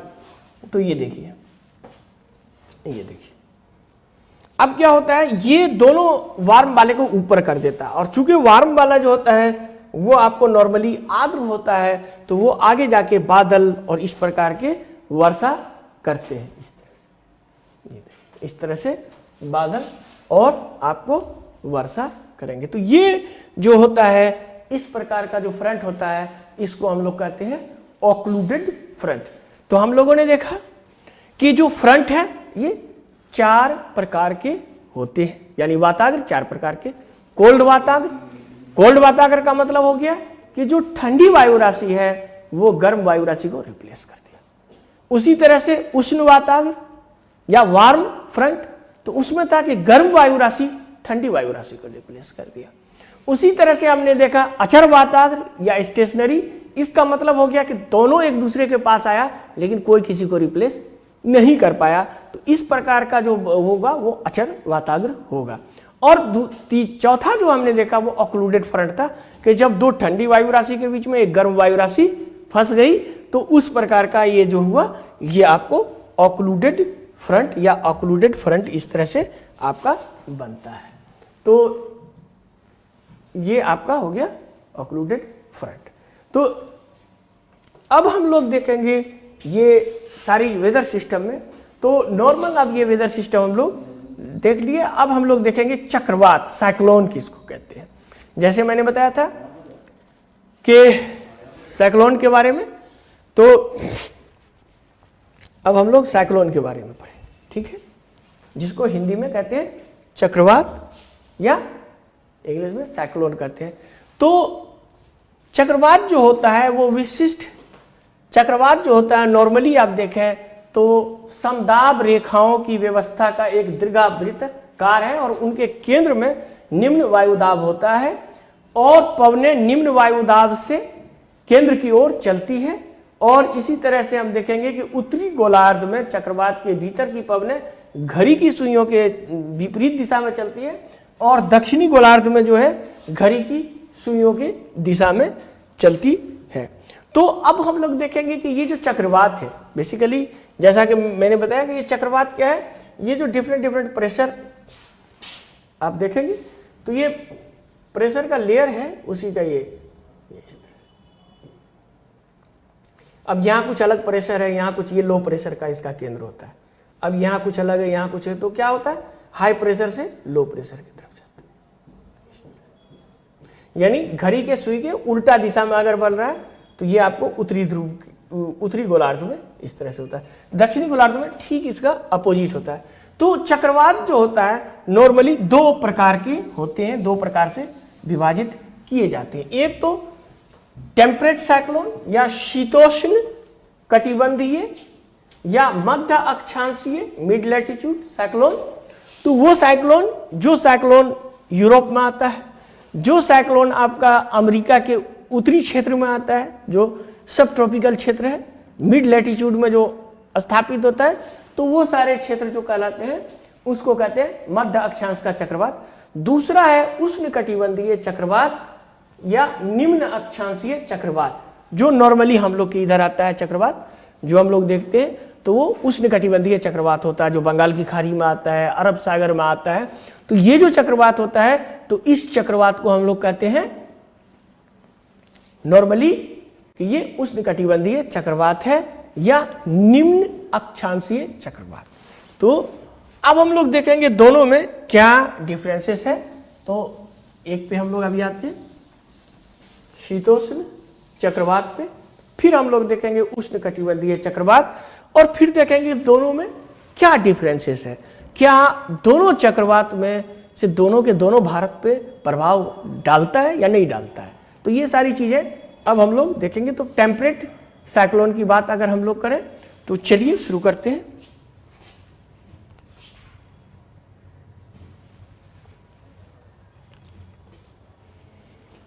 तो उष्ण कटिबंधीय चक्रवात से पहले शीतोष्ण कटिबंधीय चक्रवात। तो ये शीतोष्ण कटिबंधीय चक्रवात जो होता है ये तकरीबन आप देखेंगे तो 35 डिग्री लैटिट्यूड के ऊपर आएगा और 65 के बीच में ये आपको आएगा। तो ये आप देखेंगे तो 35 और 65 डिग्री नॉर्थ और साउथ के बीच आता है। ये असल जो चक्रवात बनाते हैं ये पश्चिम से पूर्व दिशा की ओर चलते हैं और शीत ऋतु में ये अधिक विकसित होते हैं। खास करके ये जो चक्रवात है ये ठंडी के मौसम में ज़्यादा विकसित होते हैं और ये पश्चिम से पूर्व की ओर आते हैं।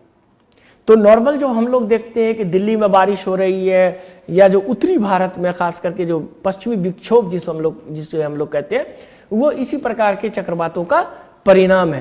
क्योंकि ये जब यूरोप में आता है तो ये पूरब में काफ़ी दूर तक चला आता है, यहाँ तक कि इंडिया तक चला आता है। तो इसीलिए ये पश्चिम से आता है, पूर्व की दिशा में आता है और ये शीत ऋतु में अधिक विकसित होता है। अब देखेंगे तो ये चक्रवात जो होता है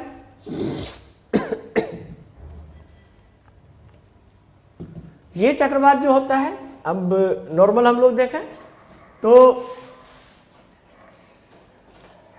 अटलांटिक महासागर और उत्तर पश्चिम यूरोप में ये प्रमुख क्षेत्र, जैसे कि हम बता रहे थे कि ये यूरोप में है।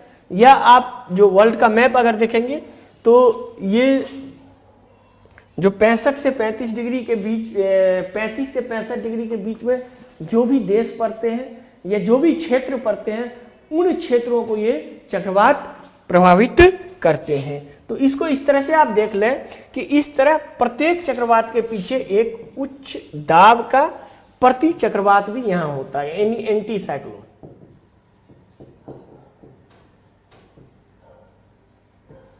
यहाँ आपको ये जो होता है मिड लैटिट्यूड के साइक्लोन की एक खासियत होती है कि यहाँ एंटी साइक्लोन भी होता है उसके पास। इस चक्रवात से बादलों से घिरा आकाश, आप देखेंगे जब ये चक्रवात होगा तो बादलों से घिरा आकाश होगा, फुहार जैसी वर्षा होगी और कई दिनों तक वर्षा होगी। और प्रति चक्रवात में क्या होगा कि जो प्रति चक्रवात जस्ट उसके बाद बनता है तो वहाँ आपको मौसम शांत रहता है, धूप वाला होगा और शीतलहर युक्त होता है, शीतलहर भी चलेगा। तो ये चक्रवात आपको नॉर्मल आपको जो होता है वो अटलांटिक महासागर में, और ये आपको जो ट्रॉपिकल सब ट्रॉपिकल साइक्लोन कहते हैं या मिड लैटिट्यूड साइक्लोन के नाम से इसको हम लोग जानते हैं। अब इसको आगे हम लोग देखेंगे तो आपको यहाँ एक वीडियो दिखाएंगे किस तरह से ये साइक्लोन बनता है। तो चलिए, ये जो है आपको जो साइक्लोन बनता है खास करके एक्स्ट्रा ट्रॉपिकल या सब ट्रॉपिकल साइक्लोन, ये उस तरह से बनता है। जैसे कि मैंने बताया था कि दो फ्रंट के बीच में जो वार्म फ्रंट फंस जाता है जिसको ऑक्लूडेड फ्रंट बताया था मैंने। तो चूंकि ये चक्रवात जो बनता है वो बेसिकली फ्रंटियल सिस्टम से बनता है, यानी जो वातागर की प्रणाली है उसी से ये चक्रवात बनता है। ये हम उत्तरी गोलार्ध का एन इसका सिंबल आपको हम दिखा रहे हैं। तो ये देखिए, ये वायु दाब देखिए, ये लो प्रेशर का है 988 992 इस तरह से है। तो अब क्या होगा कि ये नॉर्मल आप देखेंगे तो ये आप इस तरह से ये जो है ये मिली बार में, जैसे कि मैंने बताया था कि जो भी मौसम या आप देखते हैं तो वो मिली बार में यूज किया जा रहा है। तो अब देखिए इस तरह से यहाँ चूंकि ये कोल्ड फ्रंट था बीच में, ये आपका वार्म फ्रंट ऑक्लूडेड फ्रंट हो गया, दोनों कोल्ड के बीच में एक वार्म फंस गया। तो इस तरह से धीरे धीरे धीरे धीरे ये मूव करना शुरू होता है। तो ये जैसे कि मैंने बताया ये कोल्ड फ्रंट था, ये वार्म है और ये कोल्ड है। तो इसको आगे और देखें हम लोग।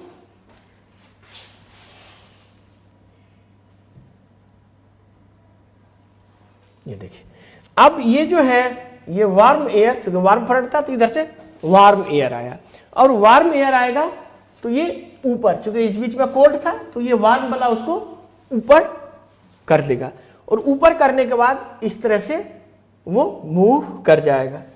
चूंकि जैसा कि मैंने बताया कि जो साइक्लोन होता है वो जो फ्रंट सिस्टम होता है उसमें आपका जो पृथ्वी का रोटेशन है वो भी करता है, जिसको कोरियोलिस फोर्स हम लोग कहते हैं।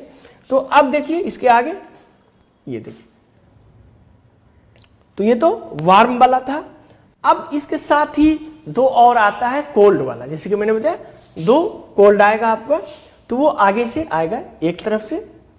देखिए अब ये कोल्ड वाला आ रहा है, ये कलर में ब्लू कलर का आप देख रहे हैं, तो ये आपका कोल्ड एयर है।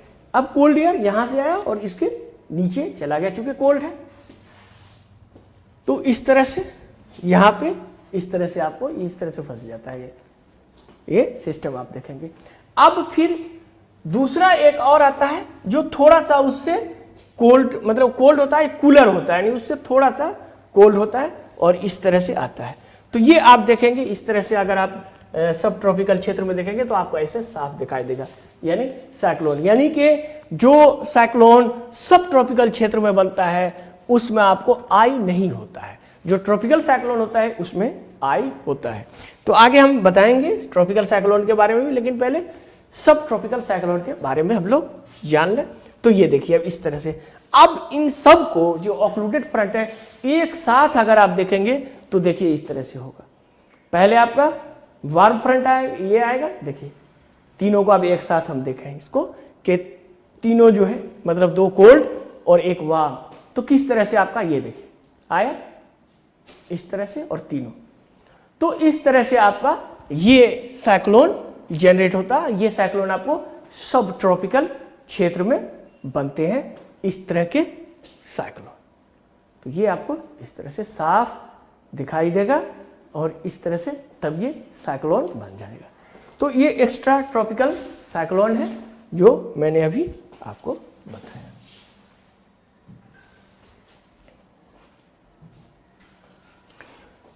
तो ये नॉर्मल जो होता है अटलांटिक महासागर के क्षेत्र में, खास करके जब हम लोग यूरोप में देखते हैं और 65 डिग्री में, जैसे कनाडा हो गया, यूरोप हो गया, इंग्लैंड हो गया, या इंग्लैंड के आसपास का जो क्षेत्र है उसमें जो ये साइक्लोन बनता है तो ये साइक्लोन जो बनता है वो इस तरह का टेम्परेट क्षेत्र में, इसलिए इसको टेम्परेट साइक्लोन भी कहा जाता है, एक्स्ट्रा ट्रॉपिकल साइक्लोन भी कहा जाता है। तो ये सारी चीजें थी। अब हम लोग कल जो बात करेंगे, क्योंकि अब मेरा समय समाप्त हो रहा है, तो कल हम लोग करेंगे उष्ण कटिबंधीय चक्रवात के बारे में, यानी ट्रॉपिकल साइक्लोन किसको कहते हैं, ये काफी महत्वपूर्ण है। तो ट्रॉपिकल साइक्लोन, और उसके बाद हम लोग ट्रॉपिकल साइक्लोन के बाद हम लोग देखेंगे जो विश्व की प्रमुख जलवायु है, यानी हम लोग ये देखेंगे कि ये जो वेदर सिस्टम हमने पढ़ाया और जलवायु, तो वेदर और क्लाइमेट में क्या डिफरेंसेस है, यानी जलवायु और मौसम में क्या फर्क है। नॉर्मली लोग समझते हैं कि मौसम और जलवायु एक ही चीज है, लेकिन दोनों बहुत ही अलग अलग चीज है। तो चलिए इस सब को हम कल डिस्कस करेंगे क्लाइमेट के बारे में, और जो अभी थोड़ा सा बचा है साइक्लोन के बारे में। तो ये साइक्लोन जो होगा यानी कि ट्रॉपिकल साइक्लोन जिसको कहते हैं उष्ण कटिबंधीय चक्रवात, तो ये भी हम लोग देखेंगे उष्ण कटिबंधीय चक्रवात किस तरह से बनते हैं। तो ये हमारा वेदर सिस्टम था, यानी मौसम प्रणाली, उसके बारे में हमने आज चर्चा किया। तो चलिए कल मिलते हैं